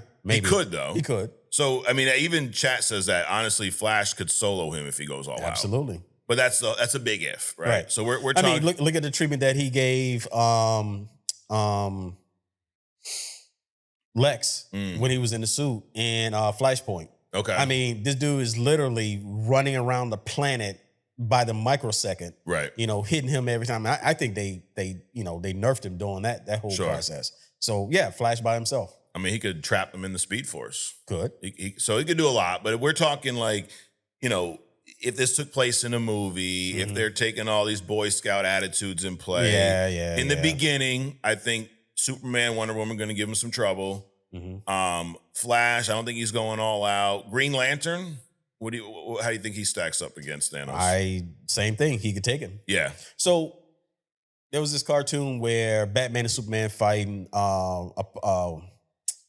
What's the guy from the Dead World? Is it? It's not Thanos. What's that? Darkseid. Okay. So, and Darkseid has the Omni Beams. Mm-hmm. So Batman's fighting Darkseid, and Batman, true to life Batman, how bad he is, he outruns Darkseid's Omni Beam, which nobody's ever done that. Got it. And so Batman's kind of down. Superman comes out, rare opportunity, blah blah. I barely get a chance to let go, but you can handle it, and starts beating Darkseid's ass, right? But then the Boy Scout shit shows up, and then Darkseid ends up beating his ass. I mean, that's the kind of shit that'll happen. He might even be able to take him, but then he'll start feeling sorry or feel like he's got the upper hand. Darkseid playing possum. Yeah. Then just turn the whole thing around. Yes, I think then for the most part, Gauntlet or not, well, with the Gauntlet, I think it's a different story. Mm-hmm. With no Gauntlet, I don't see how Thanos. No, I don't see it happening. I think with the Gauntlet, he could survive. He could actually win if he just goes in there and does what he needs to do. Right. Yeah, I think the Gauntlet's just too OP. Like, right. I mean, we saw him, disperse of the Guardians in seconds with just like 2 stones. Mm-hmm. And we saw what it took for the Avengers. And these are Avengers that have the benefit of hindsight, prep time. That wasn't a street corner fight. Right. That wasn't what we're talking here. Mm-hmm. Thanos shows up on the street corner, bro. One little fucking snap, they're all done. Exactly. They're all turning into that spaghetti shit, and he's fucking wiping his feet in your shit. The spaghetti shit was in Loki. That too, yeah. He talking about the ash spaghetti shit. Hey, same thing. Same thing. Yeah. In Batman, one-on-one, he ain't doing shit. No. Prep time, obviously. Obviously, Batman's gonna solo him. No, because then Martha be whispering in his ear. But the prep time, man, there's always the argument. Yeah, but for he's going to Batman prep him fans. to disable him, not prep him to kill him. Oh, okay, true. Yeah, they put him in timeout. Yeah.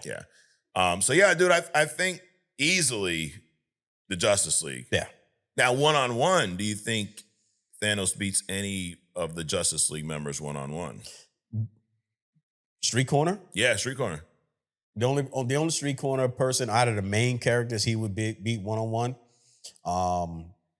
pre-Gauntlet would be probably Batman. Okay. Seriously. No Superman, no Wonder Woman. No Flash. Damn, not even Hal Jordan. No. Not even, what's his name? Guy Gardner. Hal Jordan, they had the same power. I would put him in a bubble and just fucking compress it. Okay. Now, the X-Men, this one, and we'll go with like the classic, let's say Cyclops, Wolverine, Storm, Jean Grey, Colossus, Nightcrawler, Rogue, Beast, and Xavier in his chair, fucking that's for moral support. Mm-hmm. Thanos versus the mutants. What do you think? He'd probably slaughter most of them. Yeah. Jean Grey, Storm, Xavier, probably that level would survive or can take him out. Yeah. I agree. I think him versus, what's Cyclops Optic Blast going to do to him? Yeah. Fucking tickle him? No. Hurt him a little bit? He can punch holes through mountains, so he can hurt him. Got it. But again, but not defeat him. Yeah, but again, Scott's also one of these fucking Boy Scouts. Yep. Yeah. Got it. Wolverine versus Thanos. Nah, you just get tossed to the fucking moon. Yep. Colossus. No. The strength. Thanos is, you forget how strong that motherfucker is. And also Thanos is a warrior. Colossus, he can fight. Yeah. But he relies too much on his strength. Galactic warrior versus you fought in the Russian army or something. Mm-hmm. No offense. Nightcrawler. He could probably annoy him a little bit. He could teleport him somewhere. Yeah. Okay. But one mistimed teleport and he's fucked up. Right. Rogue, now if she gets close enough, she can absorb his powers, but she can only absorb his powers. With his powers, she also, I think she gets performance, like she can fight like him maybe. Yeah. So that would be just an exhausting fucking fight. Okay. But she wouldn't get anything that would be an advantage. Got it. But playing all these, they'd have to work together, right? Oh, absolutely. You got Cyclops distracting with the blast, Wolverine fucking trying to go in and claw him, he gets tossed. Nightcrawler, annoying the shit out of him. And if Rogue can sneak in there somehow and depower him for a minute, then I think he's wide open for Storm, Jean Grey. If you think about it, again, they have to. Wolverine and Jean is probably the only one that's going to go in without the Boy Scout attitude. Yep. Rogue can go in, like you said, because what happens when Rogue touches you, you kind of like paralyzed during this transfer process. So if she can do that, and Wolverine can come and basically slice him up. Right. So that could happen. Okay. Right. I think Nightcrawler, people think that Nightcrawler moves from point A to point B. He doesn't. He goes from point A to point C because B is a pocket universe that he goes through in order to get to C. Mm-hmm. So he could theoretically leave him there, whatever the fuck that is. Yeah. But he can't really teleport him to some place. Like he can't teleport him in space because he can't teleport that far. Right. Teleporting him under the ocean is no good because first of all, he would die also instantly. Correct. Right. So he really can't teleport him someplace that he himself cannot survive. Yeah. So he's pretty much fucking useless. Right. But he could teleport Jean closer to him, right? Like it would take a group effort. You got Cyclops fucking, stank eyeing him over there. Mm-hmm. Wolverine charging him. Thanos is focused on this. Nightcrawler teleports Rogue behind him. Mm-hmm. She gets a hold of him, depowers him. Jean Grey using her telekinesis to maybe slow him down. Wolverine fucking claws him right through the neck. I mean, that would be sloppy as fuck. I mean, I'm thinking they would probably stumble over each other. Yeah. I think the characters that could like solo him themselves, Jean Grey. Okay. Storm. Yes. Iceman. Professor X. Okay. So, but we still give the everybody else would have to coordinate. They would just be watching. Yeah, you know what? They would have to coordinate if everybody got involved. Go, Jean. Go, Jean. But X-Men would take him. Sure. Gauntlet, same deal. He's winning. Right. Because if he shows up on the scene, it's like the devil, right? People say, oh, the devil, he comes in to kill, steal, and destroy. Yeah. Well, but people don't understand that he comes in to places where he can kill, steal, and destroy. You just don't show up and be like, oh, let me take down some fucking shit. What am I saying? Thanos, when he shows up, he's coming to do something specific. Yeah. So he pops in there, Gauntlet, and everybody's gone. With the Gauntlet, understanding Thanos, he shows up on the scene. The fact that you saw him, which means that you're not going to see him in the next couple of seconds. Right. You're done. Got it. All right. Well, there is your answer, Bloody Knuckles, Know How Edward Sport, whatever the fuck your long ass name is. Bloody Knuckles, a Bloody Knuckles show, and I don't know. Are you like an MMA guy or something? Would you fight Thanos? That's the question. Yeah. Maybe. Point about Thanos, unrelated to this, but he's a trained fighter too. Yes. Like when he fought Hulk, a lot of people in the beginning of Infinity War were like, well, how did he just whoop Hulk's ass like that? You kind of, neutered Hulk.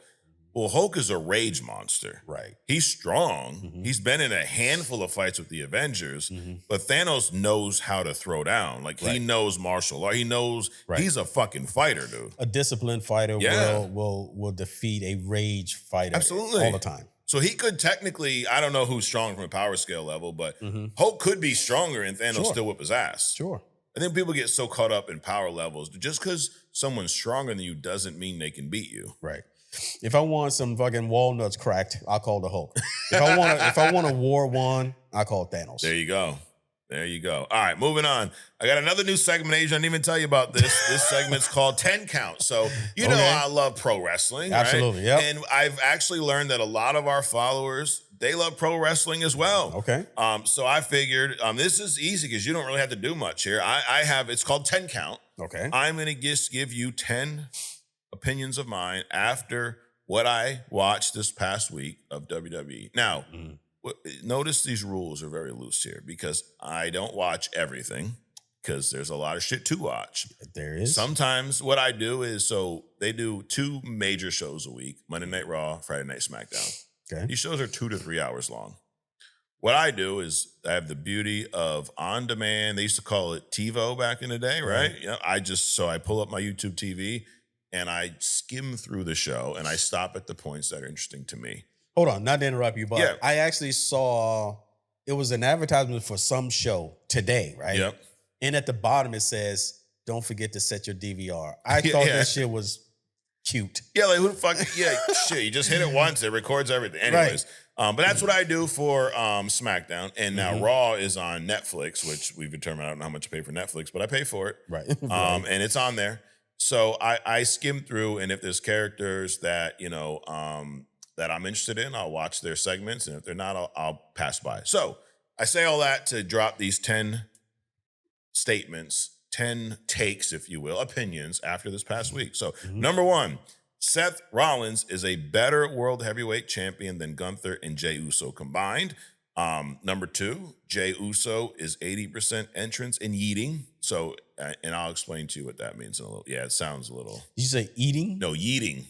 Yeet, Adrian. Oh, okay. Number three, no one cares about Rusev anymore. I think he needs Lana. Number four, there's a major void when Roman Reigns isn't around. You've heard this name before. Yes. Yes. So he just bounced. I think he's probably shooting some movies. They wrote him off TV. What they do is, like, if they're going to write you off TV, they beat you up really bad. And now you're home recovering, and the bad guy stays and gets heat from the crowd, and you're off. So Reigns comes in for big shows. He's kind of on that twilight of his career, if you will. Gotcha. He's going to be the next guy that in a few years people will say, well, is he better than John Cena acting, or he's following down that path? Hey, which is fine. Why not? Why not, dude? I mean, not getting beat up, not breaking your back and shoulders and everything else. Actually got insurance. There you go. So I think there's a major void, though, when he isn't around, and the product is suffering right now because of it. Number five, Ryback's feed me more comments in every WWE TikTok video is as close as he needs to be to WWE. This is a guy who was released years ago. He's annoying as fuck. He fucking sucks. But now he's commenting on every WWE TikTok video with his old saying, his old catchphrase. So I think he wants back in, dude. I mean, Tom Brady's an announcer now, right? True. You're saying maybe this guy can just announce. Hey, I mean, that seems to be the trend, right? Yeah. You do, and then you talk about what you did in the past. Problem is, he fucking sucked. And if you ever heard his voice, you probably wouldn't want him announcing. I'm sure there's plenty of announcers that sucked or didn't even do the shit. True. Okay. I mean, how many people that didn't even serve in the military talk about, the military and shit? Yep. Number six, Braun Breaker's Steiner math was on point last week. So he was making fun of these older guys. Older, they're about my age. He was like, dude, he goes, what are you, now he's like 22 years old. He's this big jack guy. He's the guy with all the spray tan. But he's like, what are y'all going to do? You're 47 and you're 40. Together, you're 100. It's like, what? But it just makes sense, though. Sure. Number seven, Tiffany Stratton as a babyface is not working. Pull the plug. Some characters just work better as heels, as villains, Adrian. Okay. Some should not be heroes. Number eight, the MFT story feels like a great value bloodline story. Number nine, we miss Kevin Owens. And number 10, where the fuck is Brock Lesnar? So he shows up, SummerSlam, close of the show, beats the shit out of John Cena after John Cena loses the match to Cody Rhodes.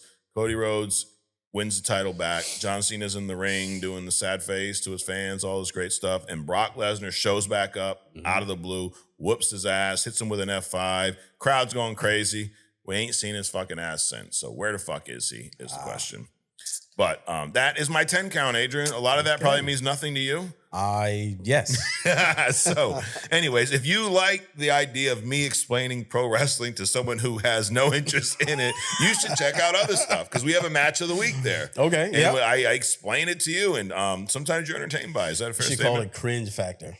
Cringe factor, yes. That's some crazy shit. Dude.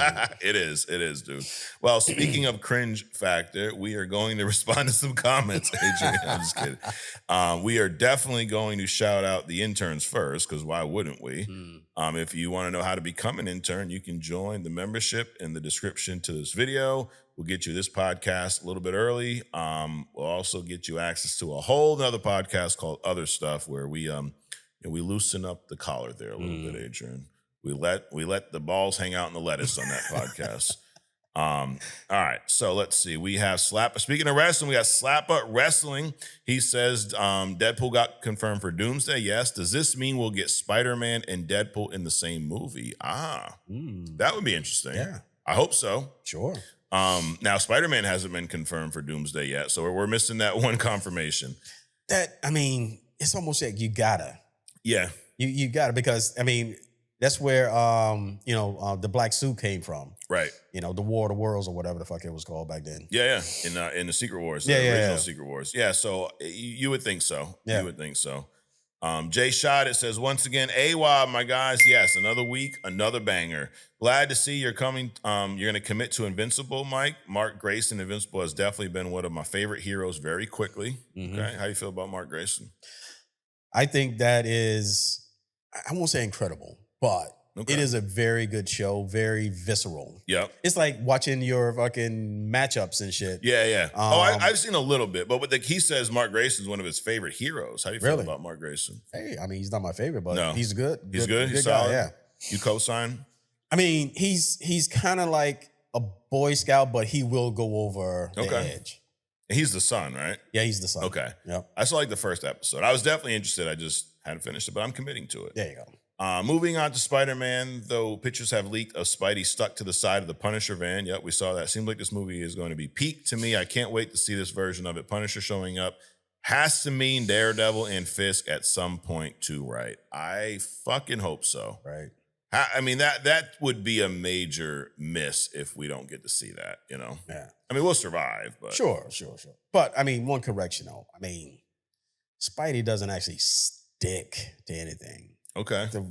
It should be clean. Spider-Man clings. Okay. To the side of the Punisher van, not stuck. Okay. Well, I'll do my best, Adrian, to try to remember that. But I respect your point of view. Well, who gives a shit? It's just my point of view. No one's opinion. No. OG Dirte, what's up, Mike and Adrian? It was me that requested the Weapon X program. My man, that was fun last week. Yeah. I try to come up with some good suggestions for the show. Marvel has had so much content, it's mind-blowing. I agree with that. Yeah. Did you hear they got the Punisher van in Spider-Man? Yes, I did. What about Daredevil season 2 being the last season? So that was actually, he fucked up. Charlie Cox came out and said that Daredevil season 2 was the last season. Then everybody lost their mind. He's like, no, it's not. My bad. I shouldn't have said that. So it's not. We've now reconfirmed that. If Daredevil comes to Marvel Rivals, will Adrian give it a try? I would say probably not. If he looks like Ratchet and Clank, probably. But I mean, I wouldn't be surprised if Charlie. I mean, it'll be a stretch, but you know, that was kind of fucked up slip. Yeah, Charlie Cox. Yeah, it was. You know, if he gets recasted, you know why. Oh yeah, for real. And they give him the body double treatment. All right. For my hidden gem request, what about Annihilation storyline? I might again be a more deeper dive. Annihilation is a whole storyline. But what to look into that. I also was traveling through the multiverse and found out that Marvel made Punisher Black issue 60 to 62. Can I get a what the fuck, Marvel? AWAB. Let's see. Slappa's got another comment. I finished Eyes of Wakanda. It was great. Yes.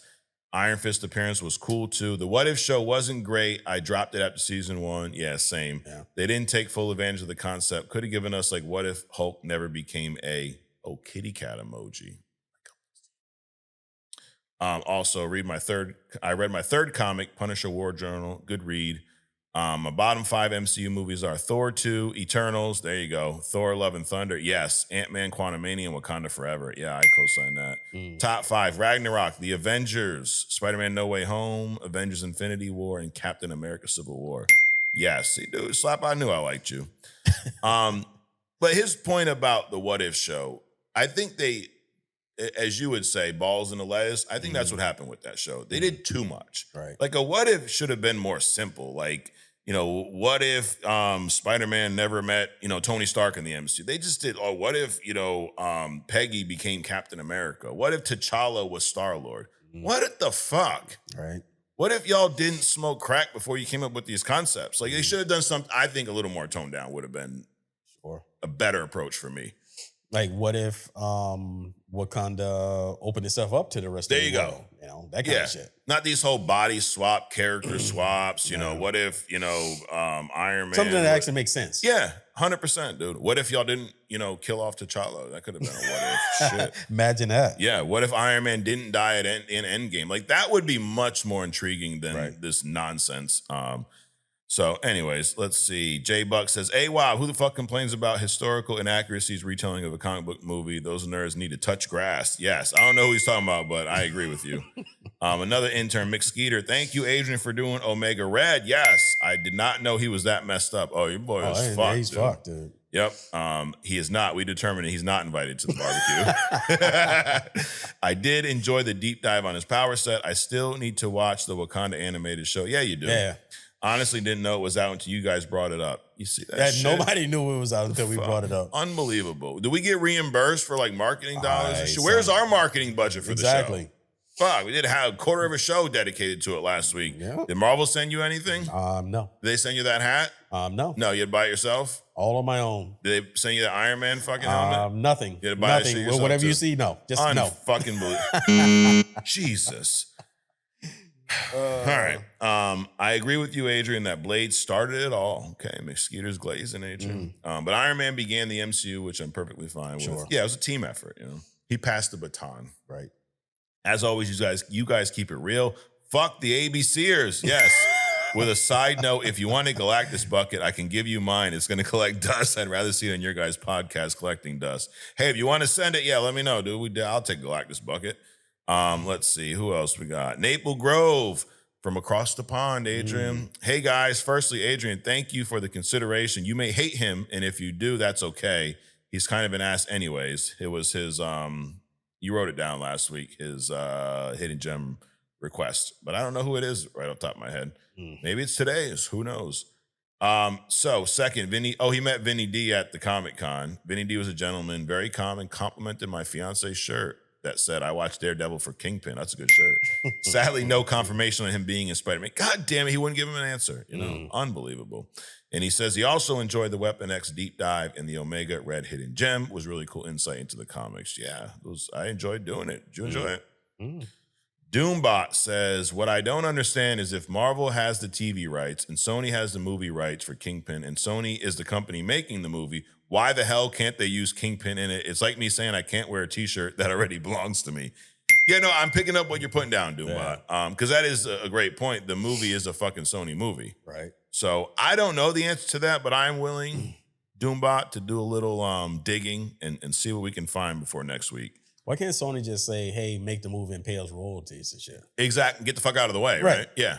Like if I'm not a good cook, Adrian, and you're coming to hang out for the weekend, and you're like, dude, I'm a phenomenal chef. Right. And I go, hey, if I buy you these ingredients, can you throw something together? Exactly. You're going to want me to get the fuck out of the way. Exactly. You're not going to want me in the kitchen going, hey, what are you doing? You want to just... Yeah, you should add that much more water. Get the You're fuck like, out dude, shut up, bro. I got this. I bring you the ingredients and you get in there and you cook, Adrian. Right. Let this man cook. And that's not what they're doing. No. So they get to do nothing and make money. Yes. But they'd rather put out a shitty product. Correct. And maybe make some money. Because they want their balls in the lettuce. Speaking of that dude Pablo, his avatar is balls in the lettuce. He's asking a question we were asking earlier. Who's the lead in the next phase? Doom is the kind of the Thanos. I agree with that. Sure. Although, is he a real villain? He asks. That's if being a villain aligns with his objective. Okay, that's Doom. So it depends. It depends. Yeah. So whatever Doom's objective is, that will determine whether he's a hero or a villain. True. He says, I don't think so. More anti-hero with villain tendencies. Yep. You agree with Sounds that? Good. That's pretty accurate for most Doom portrayals, right? Or most Doom comics. Most of the time, and he's even more of a, like Thanos, you could argue in his mind, he's the hero. Right. But his tactics pretty much are evil, right? Like you could have created more resources with that same gauntlet. You didn't have to kill everyone off to spare you have the power of, God in your hands. Right. You could create a whole nother fucking planet if you wanted to. Or a whole universe. Exactly. I mean, it's not like there's not a lot of dead space in between things. Correct. Talk about just scratching the surface of the use, You got this gauntlet, you're like, I just kill off half the people. Fuck it, I got time to figure this shit out. But Doom, I don't think would have taken that approach with the gauntlet. So you kill off half the people, but then you don't even make them aware of the resources that they now have. Right. Just kill them. Correct. You fucker. And then the second time he gets the gauntlet, the one from the past is like, oh, I saw how I fucked up. Now I'm just going to wipe everybody out and start over because they're not even going to remember. So, but Doom, I think, I agree with Pablo here. He definitely would identify more as a anti-hero and a lot of times that, walks that villain line. So who knows? And I think that's the best villains are more intriguing when they have that element, right? So in the first phase, he says Tony and Cap were the leads. But am I supposed to believe that Pedro's Reed Richards is now? I don't buy it. No, me neither. No. Who is the franchise face now? Is it Spider-Man, Doctor Strange, Doom, Bucky, Sam, Yelena? No, I don't. The answer is who the fuck knows? I'm thinking Spider-Man. Yeah. The only problem is, like you said, no one fucking knows who Peter Parker is, but he's probably the most suited to be that face, right? Most popular character they have right now. The Captain Canada, AWAB. Hey guys, great episode as always. As much as I love seeing set photos of Spider-Man Brand New Day, I think they should chill and just let us see the movie when it comes out. Right. You agree with that? Yeah. Weapon X Deep Dive was great and informative piece. Yeah, everyone's loving the Weapon X one. Speaking of shows and one-offs in Canada, we definitely need to see Alpha Flight soon. Hopefully, as the X-Men are being introduced after Secret Wars. I know you'd be down with that. Oh, absolutely. But I'm curious. So, a lot of movies are made in Canada. A lot of movies are made in Canada. Yeah. So with how movies are specifically comic book movies aren't reaching the markets that they used to, and supposedly these countries are making their own superheroes. Yeah. Would it be far-fetched from a Canadian film company in cahoots with Disney to make the Alpha Flight movie? So it's not an original Canadian character. Yeah. Okay. I mean, they're not an original Canadian team, but they're based out of Canada. So would DC Marvel be willing to let a Canadian company make a movie about Alpha Flight? I think that'd be interesting. It would be cool. Do I think they'd be willing to? No. They're fucking Sony's not even willing to let Marvel make a movie with their own goddamn characters because they got the rights for so long. So probably not. It's like kids do. It's my toy. You can't play with it. Right. Wishful thinking, though. And it's like, but you're not doing anything with them. Exactly. You're not doing anything with the product. Yep. Let somebody else do something with it. Hell, it might take off. Slapper also says, AWA, my guys, y'all help me get through those work days. Absolutely. Another working class individual. I'm going through your March Madness episodes again. Question, who would win, Lobo versus Ghost Rider? Ooh, probably Lobo, right?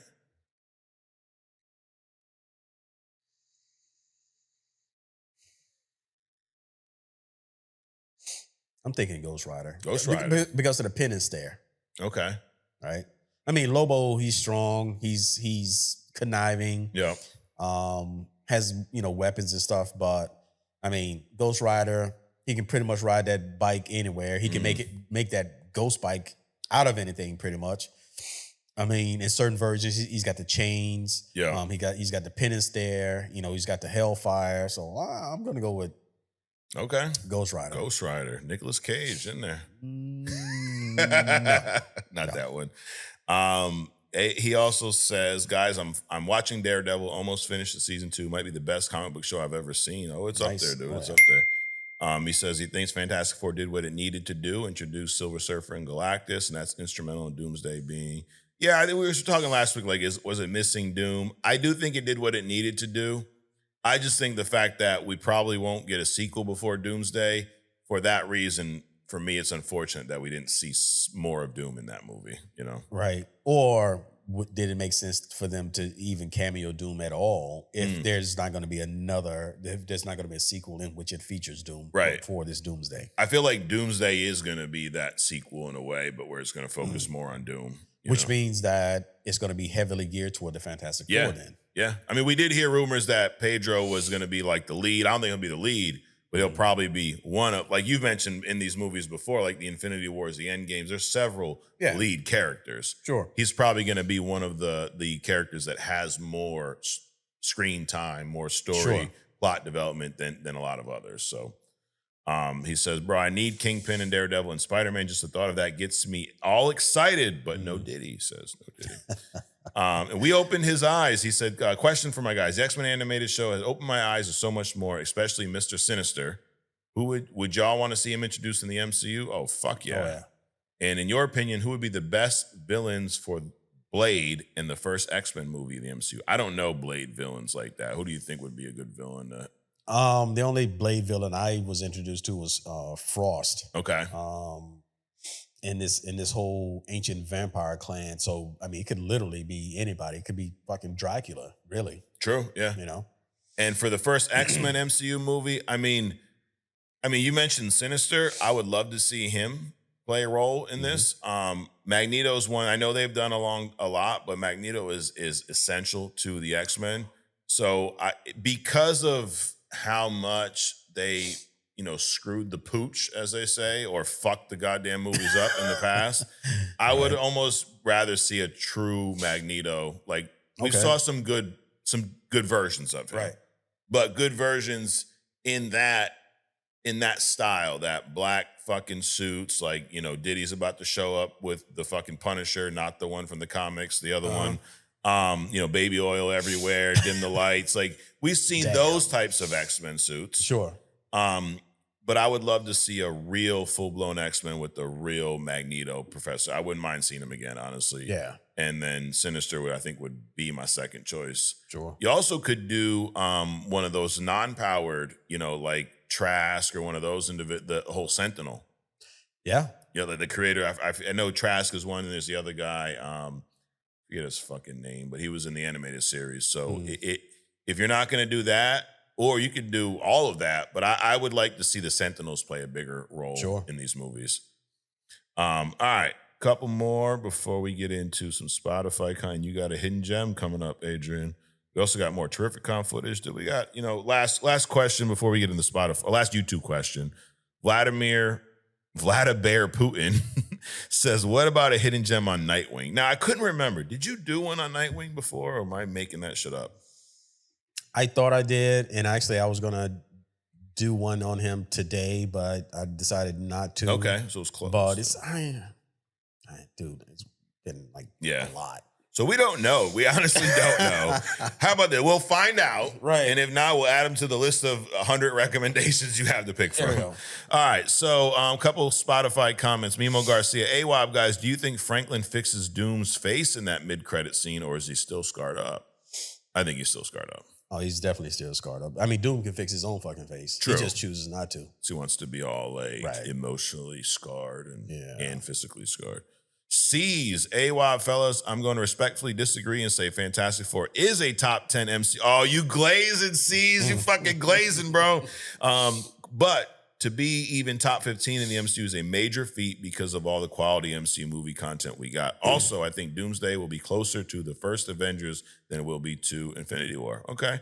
Now, I want to talk about what he said, though. Like, there was some, I think, confusion on TikTok when we came back out and said that Fantastic Four is not a top 10 movie. To me, that's not a knock on the Fantastic Four movie. No. I stand behind everything I said about that movie as far as quality, how much I liked it, so on and so forth. Sure. I just think, to Caesar's point, what I realized when I was doing that list was like, holy shit, there's a lot of fucking good movies here. Correct. I don't look at Fantastic Four any different outside of I forgot how many fucking really good movies are in this, but I think I put it at like number 16. Yeah. Top 25. Yeah. Which is still a good feat because absolutely. There are more good movies than there are not in the MCU. Right. Like the bottom of the list is really like that 5, maybe 10. And then from there, I think you could say almost every movie is good or better. Sure. It's not like the second half of it's atrocious. I don't feel that way. No. Last one, Mad Rabbit. Just a handful of turds. Yeah, just a handful, dude. Like Eternals and Etertals, they could call it. Mad Rabbit Ideas says, hey, I love the show. Keep killing it on the weapons program, Weapon H. I think, look into it. So at first it seemed dumb, but it was a real killer read, a nice merge, so to speak, of multiple characters into bro, you're all over the place here. Holy shit. Who is your dialect coach? The Minions? Fuck. I think it needed a person in Marvel world. I won't say more. If you got time, look it up and do a deep dive. Okay, well, Weapon H. That's what I got from Mad Rabbit Ideas. You do got some Mad Rabbit ideas, like a fucking jackrabbit all over the place. But we love you, bro. Keep it coming. Keep it coming. All right, Adrian, hidden gem. Who is it this week? All right, so like I said, I was thinking about Nightwing. And I'm like, it's a lot of Batman. But anyway, so what I did, I went back to the old school, right? And the old school being one of the original founders of the X-Men. And that is Angel.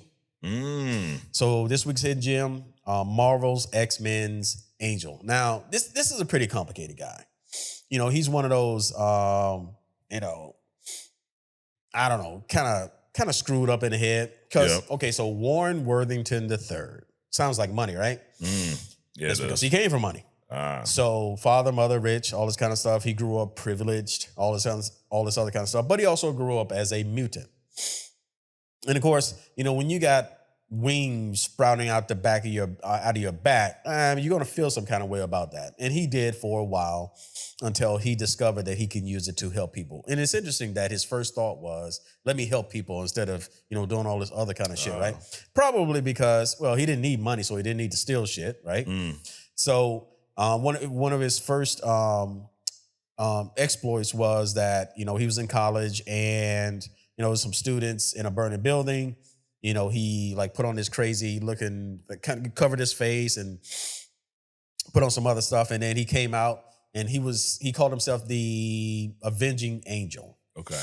So that's how he got started. And he did his exploits until he got on Professor X's radar. Now, interesting enough, so probably because, he grew up privileged, he was kind of an asshole. And he didn't always agree with Professor X. So they went back and forth over the years. He did a lot of philanthropic stuff.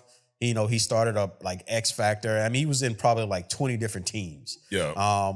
He would leave, he would come back, just a whole bunch of stuff. But the most interesting part about him was this. So his mutant wings were basically bird feathers. And at some point, they got infected and, it caused them to, the wings to fall off. And then he had basically somebody, in how with an infection, you got to like cut it off and to keep it from killing the rest of the body. Yep. So that's what happened. Okay. Got infected, had to what do you call it? Amputate his wings. Okay. So he went through that whole depression, because he grew up with this thing. Hold on. So my man, he's a mutant. Yep. He deals with the traumatic experience of fucking wings growing out of his back. Correct. At first. Yep. Then they get infected. Now we got to amputate these motherfuckers. Correct. So it makes sense to why he's such an asshole. Well, he was an asshole before that, now right? he even amplified. Exactly. So he went through that whole trauma. Well, during this process, he's, popping around, doing other kind of stuff. Well, he was somewhere, I forget where it was. He escaped, he went up in the jet. Somebody was trying to take him out because they knew who he was, right? And that's when Apocalypse come into play. So he gets in his jet, he goes up, try to escape from this place. And then what everybody saw on the ground was the plane blowing up. But what actually happened was Apocalypse snatched him out the plane just before the plane blew up and invited him to be part of his horsemen. Yeah. So he gave Angel these new wings. They were metal. I'll get to the powers later, but he gave Angel, he amped him up. He went through all these trials and shit. And he turned his skin blue, gave him these metal wings, gave him all these different kind of powers, kind of the same powers, but a little bit more amped up. Yeah. And so he was Death in Apocalypse's group there. Yeah. So he went through that whole thing, ended up losing the wings again, then ended up growing his feather wings back. So he went through some transitions a couple of times, along with all the teams that he was involved in. The reason I chose him this week is because philanthropic, right? He paid like a lot of money. He got into some trouble because they found out he was behind groups like X Factor, things like the whole mutant registration, all that bullshit, right? He's a cool character. I always loved his suit, his red and white suit. When I first got introduced to him, and then they later changed kind of the suit with the X over the top. But I always thought he was an interesting character, interesting use of his money. Now his powers, because I was big into I've always been big into mecha, things like that. So I'm designing, like androids and artificial this and artificial that. Yeah. I thought it was interesting that his body was pretty much just like a bird's, right? So his bones are hollow. So we get into the powers. His bones are hollow. but they're extremely flexible. They're hollow for lightness, but they're extremely flexible. So are his wings. Yep. He could, and of course his muscle mass is different, so that he can use these wings. So he doesn't have superpowers, but he's stronger than a normal guy. So like around 500 pounds or stuff. He can rip doors off of cars, things like that. He can actually beat people down with these wings. So his eyesight is like that of an eagle. So he could fly probably 150, 170 miles an hour. Yeah. You're right. 10,000 feet. He can get up to like 29, 30, but it's an extreme effort. But with his eyesight, it's like an eagle. He can see things that normal people wouldn't see from those altitudes. Got it. Right. And then of course he's been trained by Wolverine. He's been trained by, so he's not like Superman, where Superman is just raw power. Yeah. And if he lost that power, he would be, Clark Kent, nothing. Well, he actually got trained by some of the best, in Professor Xavier's school. Got it. Wolverine, all this. Now, the other interesting thing is that, of course, he's in love with Jean also, right? Of course, dude. They all are. So when he first came on the scene, saw Jean, fell in love with her, but he kind of backed down because she was in love with Scott and Logan. And, the whole, trifecta thing going on. But, he was also this playboy where he could get over Jean because he was out, hump daying with all these other people. Ah, gotcha. So he definitely played up that role, the millionaire playboy kind of a thing. So I always thought that this cat was an interesting character. He went through a lot psychologically. Imagine, your legs getting cut off and then somebody else replacing them with something else. Then those get cut off or destroyed. And then, your regular legs coming back. The interesting thing about the metal wings is that not only did they enable him to fly, they enabled him to fly higher, faster. So he could do like 170 with the bird wings. Yep. He could do 170 with the bird wings, but with the metal wings, he could do like he would keep up with definitely like the Human Torch. He could do like Mach 1, Mach 2, things like that. He even could keep up with the Blackbird, which could do Mach 4, right? So super maneuverability. So just a lot of things about him. There was something else. He could use the wings as, how Sam used his wings as a kind of a shield, like a protector. He could do that. Okay. But also the wings were bladed up. He like can these right here, Archangel. Right. He can actually shoot the blades out like with the impact of bullets. Okay. So that was pretty cool. Yeah. So this is another one of those casts is just like underrated. I think he could show up. I mean, not that bullshit Angel that they did in the X-Men. Oh I mean, that whole thing was a whole shit show. Yes. But I think they can do this cat justice if they brought him back as give him like the Punisher treatment or the Dead, some other treatment than what they did. So anyway, Angel. Yeah, Angel, dude, I also really liked this character growing up. And I don't know which version I liked more because it added that like edge to him once he met Apocalypse. Now, obviously, first he kind of, as we say in pro wrestling world, turned heel, right? Okay. But then he realized that I shouldn't be doing this shit. He came back on the good side after he was all enhanced. So, but I didn't know that about the whole infection into the wings, and that's why he had I didn't know they were amputated. I thought he just enhanced his existing wings. No, but he lost all that shit. That makes a lot more sense. Yeah. Which then to your point, why we got this atrocity that we got in the X-Men. Yeah. Because he was featured in actually a couple X-Men movies. X-Men 3, remember with the whole cure. Remember he's trying to cut his wings off and they keep growing back. And he was so we saw the whole rich kid there. And then he ends up keeping the wings, which he actually saves his dad later on, who, I guess couldn't stand the sight of him because he was a mutant, right? And then in the Apocalypse, that a fucking abomination of a movie. Holy shit. God.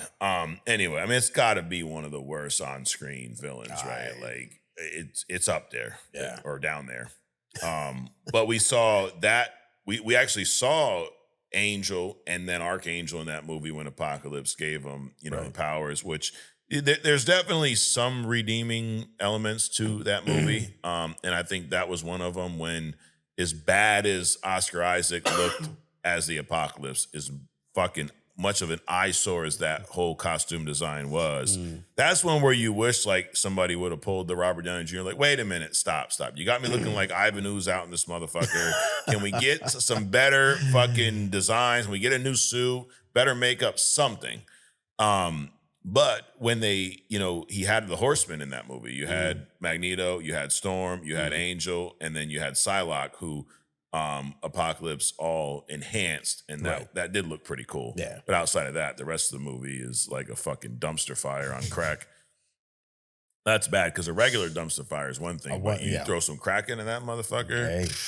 Yeah, that's not even. I mean, post shower shots above that. That's fucking bottom tier.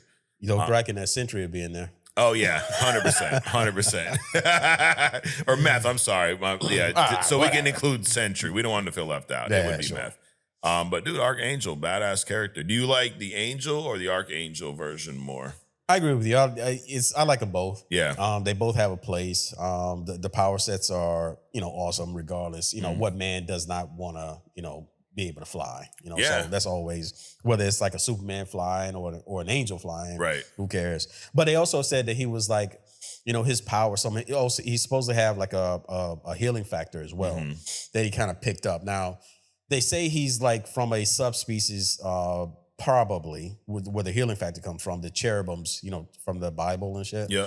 So there's that factor too. Oh, so he has somewhat of a healing factor. Correct. Yeah. Not Wolverine. Not a Wolverine thing, no. And I'm sure that was probably enhanced too with Apocalypse and stuff. Yeah, absolutely. Dude, Apocalypse. I think Apocalypse is one of the biggest letdowns in like comic book movie history. Like, it's kind of like, you mean the portrayal in the show? portrayal. Oh, they gave him the first Galactus treatment. Yeah, the fucking fart cloud, but worse. Well, and it's kind of like what you said. Well, I think it was last week when we were ranking the bottom tier MCU movies, that Thor: Love and Thunder was a bigger letdown. Like Eternals may be, or what I say? I said that was the worst movie. Eternals may be a worse movie. Like, it probably has less rewatchability. Right. But because of how much of an amazing job they did with Thor up until that point, it was a bigger letdown. Right. Thor was more of a disappointment than a bad movie. Yes. Eternals was just a bad movie. Because there are still some movies that Thor: Love and Thunder is better than, right? Like, there's got to be there's got to be a few out there.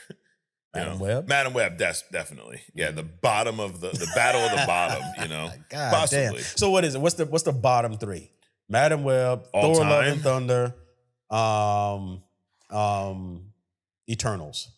And this is of all comic movies, not just MCU. Well, just of those three, what would be the bottom of those three? What would be like, 50, 49, 48? Of those ones. So you said Madam Web, Love and Thunder, and Eternals. Right. Madam Web's the bottom. Okay. Madam Web might honestly be the worst comic book movie of all time. And that's a bold statement, and there's not a lot of thought involved in that. But I'm not gonna ask you your opinion. I'm gonna ask you that in a minute on another game we play here. Okay. But I do believe that is bottom of the it's bottom feeding. Oh, that's a fucking Madam Web is the catfish of the comic book world. Exactly. Yes. Yep. You crawdad motherfucker. It's funny because they catfished us with that movie too. They made us think it was a movie where we're gonna see Spider-Woman on screen. Right. We're gonna see Madam Web. We see none of that. We just see it through fucking crackhead flashbacks and shit. Like, why bother putting Sydney Sweeney in this movie and say you're gonna dress her up in this Spider-Woman costume and all these, and we only see it through flashbacks. Right. What the fuck? Now, I gotta say this because I threw catfish under the bus. That's some good eating. Oh, it is. Catfish? I love, that's some good eating. Absolutely. Bottom feeding, whatever. Right. That's some good eating. Madam Web? Not so much. Not good eating. No, It's funny, dude. Matter of fact, this is a whole nother, point. Why is the term catfish used in such negative, situations? Like if you get catfish, there was a whole show around this, right? Sure. You get somebody who's like 511 fucking pounds. They're telling you they look like Halle Berry. You show up, you're like, holy shit. Right. You look like a bunch of berries. And why, but catfish is good eating. Why is it used in all these negative terms? Well, it's just like, oh my God. It's so much behind it. But basically, they're bottom feeders. Catfish, they basically swim on the bottom of the lakes or whatever, and they eat all the shit that falls down to the bottom. They're in the same category as crawdads or crayfish, in the same category as shrimp. Even though now that doesn't stop the man from having catfish farms and raising these fuckers. But with catfish, people don't know. Dude, I've seen catfish this big, right? That I've caught. Right? Really? Yeah. This is just the body. Yeah. Head's this big. Damn. Right? Now, catfish can get as big as this table. People don't think that that's true. Catfish can get some weight on them, right? And in a way that kind of is dangerous as a shark, other than, catfish don't go after you to try to eat you. Right. But that fin, ooh, you better have some chainmail gloves on when you're dealing with that shit. Yeah. That fin, oh yeah. It's like a nail. And remember, they're all muscle. Right. They have one bone going down the middle. Huh. And dude, you cut their head off, cut the tail off. For those that don't like their head and shit, and I don't. And then you get that your skinning knife. So you got to slit the skin, pull the skin off with a pair of pliers. Damn. Right? Then you take your carving knife, you hit that bone, and you go along that bone. You got these two nice fillets. Yeah. And I'm talking about just. It's good meat, right? But they get huge. Yeah. And so the connotation is that, they're bottom feeders along. Shrimp is bad. Fuck you. Give me my shrimp, right? Yeah. The crawdads, the crayfish, these are shallow water things. A crawdad, we call them crawdads. They're like brown mini lobsters. Okay. Right? You take them up out the water, you just crack them and like fucking suck the head out of them with a tail, like right out the dirty water if you're not from down south. So it's just, they make the world think it's a bad thing because, that whole, they're bottom feeders. Fuck you. Give me the food then. Right. Okay. So that's why, because they're bottom feeders. Yes. Pretty much. The long version. The long version. Got it. That's how we do it. You get the long, I sum it up. It's a tag team here. But yeah, dude, catfish is some good eating. Yeah. My dad used to make, he would put in the oven first, right? With some lemon, just subtle, some seasoning, some lemon, some little breadcrumbs. Yep. And then he would take it out and then put it on this little indoor grill to kind of grill it up a little bit before we ate it. And dude, that was some good fucking eating, bro. You can deep fry it like chicken. Yep. Either the fillet or you could do catfish nuggets for those that eat that, right? Or and I like the one I like the best is the broil. I call it broiling. Okay. It's the oven treatment. Yeah. And again, you put your little seasoning on it, the little lemon, whatever. Something subtle, nothing crazy, right? Nothing crazy because the meat is like so much flaky. flavor, And your seasoning just goes right through the meat. So you don't need to do a lot of crazy shit. It has a lot of its own good flavor already. Yeah. Yeah. So broiling that shit, put in a cast iron skillet, put that bad boy in the oven, 2 sides, pull that shit out. Eat it with anything or by itself. Yeah. Catfish sandwich. Love it, dude. What's that have to do with comics, Adrian? Nothing at all. Nothing at all. No. Well, somehow we were on catfish. Hey. But hey, another 5-star hidden gem, as Sons of Sekhmet have pointed out in the past. But we're going to wrap this show up like we do every single week, Adrian, with some agree to disagree. And I'm going to throw up this shot here. Look at that. Both of us on the screen at once. I got 7 opinions today, Adrian. I'm going to throw them at you. You're going to let me know if you agree or not, or disagree, okay?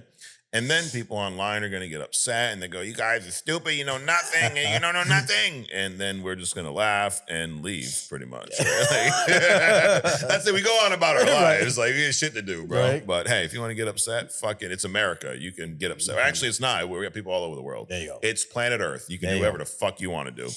Number 1, are you ready? Absolutely. If Deadpool is in Avengers Doomsday, they need to tone my boy down a little bit and to reel him in. I agree.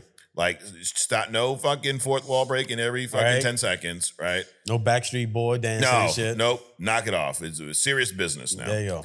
On the Doomsday kick, Robert Downey Jr. should be in the Doom suit. We don't need no fucking body double, face double, hand double, none of that shit. I agree. Fuck. If he wants to do it, let the man cook. Seriously, let that man cook. Number 3, Sony, Marvel, whoever is listening, we know y'all are, please give us what we all want. Put Kingpin, put Daredevil in Spider-Man Brand New Day. Absolutely. I agree. I mean, you got Punisher in there. The fuck? Why not?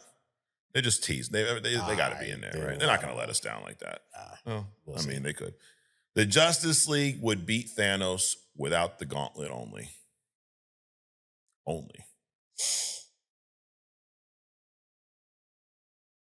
Agree. Okay. Madam Web is the worst comic book movie of all time. There isn't one Apparently. worse. There isn't one worse. Apparently. Okay. Someone's gonna probably find some obscure one that we forgot. Like, hey, this is one I will listen. I'm not that dug in, but right off the top, I think it's the. I mean, it was fucking bad, dude. It's bad. Like, I would rather actually. Let's agree to disagree on this. I'd rather watch Eternals again before watching Madam Web again. Oh, absolutely. Yeah, absolutely. and I would watch Thor: Love and Thunder 3 times in a row before watching Madam Web again. 3 times. That's a lot. Okay, so you That's disagree. a lot. I disagree that I would do it. Okay. But I agree on the concept. Okay, you see where you're picking Yes, up what yes, I'm putting down, but yes. you disagree. You would watch Madam Web once. Yeah. Thor. Okay. Yeah. And then last but not least, Oscar Isaac's Apocalypse is the biggest letdown in the history of live action comic book movie villains. Biggest letdown. I would say so. Yeah. Even with the Cloud Galactus, they didn't even try. Right. Right. They just threw some bullshit up. Yeah. But with this guy, I mean, it's just the only thing I Everything. remember is like it looks like his lips are on permanent dick suck. It's like it was crazy, dude. Yeah. Yeah, it was bad. First of all, the look, he does not look like Apocalypse. No. Apocalypse is a big, yeah, I know, but he doesn't look like him at all, number one. Number 2, what they should have done, in hindsight, the Thanos treatment, the motion capture where they got Josh Brolin's face, but they hulked him up into this CGI Titan is what we should have saw with Apocalypse. Right. Or what they did with Harrison Ford in the Red Hulk. Yeah. You know? Absolutely. And then maybe they get it the next time. Hopefully, so that it wasn't Apocalypse, it was Atrocity. It was an atrocity. Not the character Atrocitus or whatever the fuck. It was a literal atrocity. I think that they could give him a redo. I would hope so. Of Apocalypse. And give him because you had Thanos, then you had the Red Hulk. Yeah. And now you cannot mess up anything. Any big character like that after those two. Right. Because the Red Hulk is the evolution from Thanos. Yep.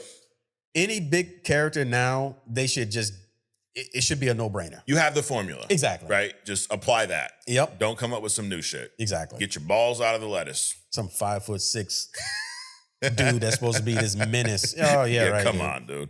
And then last but not least, Adrian, Only Comics is the only YouTube channel you need to go to. Absolutely. The only one. Yep. Right? And we cover a broad range of shit. Absolutely. It used to be the only one for comics. Now it's just the only one in general. You get everything here, dude. You get some pro wrestling. You get some recipes. We talked about catfish, all kinds of shit. Yep. And then if you follow us to Wednesday, we got other stuff coming up. We got some conspiracies and a whole bunch of good, a lot of fun. A lot of fun. Also, this show is known as Fun with Mike and Adrian. There's that. So there's that. So anyways, another fun week here on Only Comics. Adrian, thanks for coming out. Man. Guys, thanks for watching. Here, let's go to our wide. I got you, bro. We'll go to our wide. So look at this. All this shit all over the fucking table, But a lot of this you could actually find on our Amazon storefront. So if you go to, I think it's amazon.com/Only Comics Podcast, something like that. It's in the description. And if you buy one item, we both will be rich and you'll never see us again. Probably not. We'll get about 14 Definitely cents. not. But hey, if you're going to buy it anyways, buy it from the storefront, right? Sure. But anyways, Adrian, thanks for coming out. Absolutely, man. Guys, thanks for checking us out. Subscribe if you haven't already. Drop us some comments if you like us, if you hate us. Either way, it doesn't really matter. We appreciate y'all watching. And we will see some of you guys on Wednesday and the rest of you next week right here on Only Comics. See ya. Peace.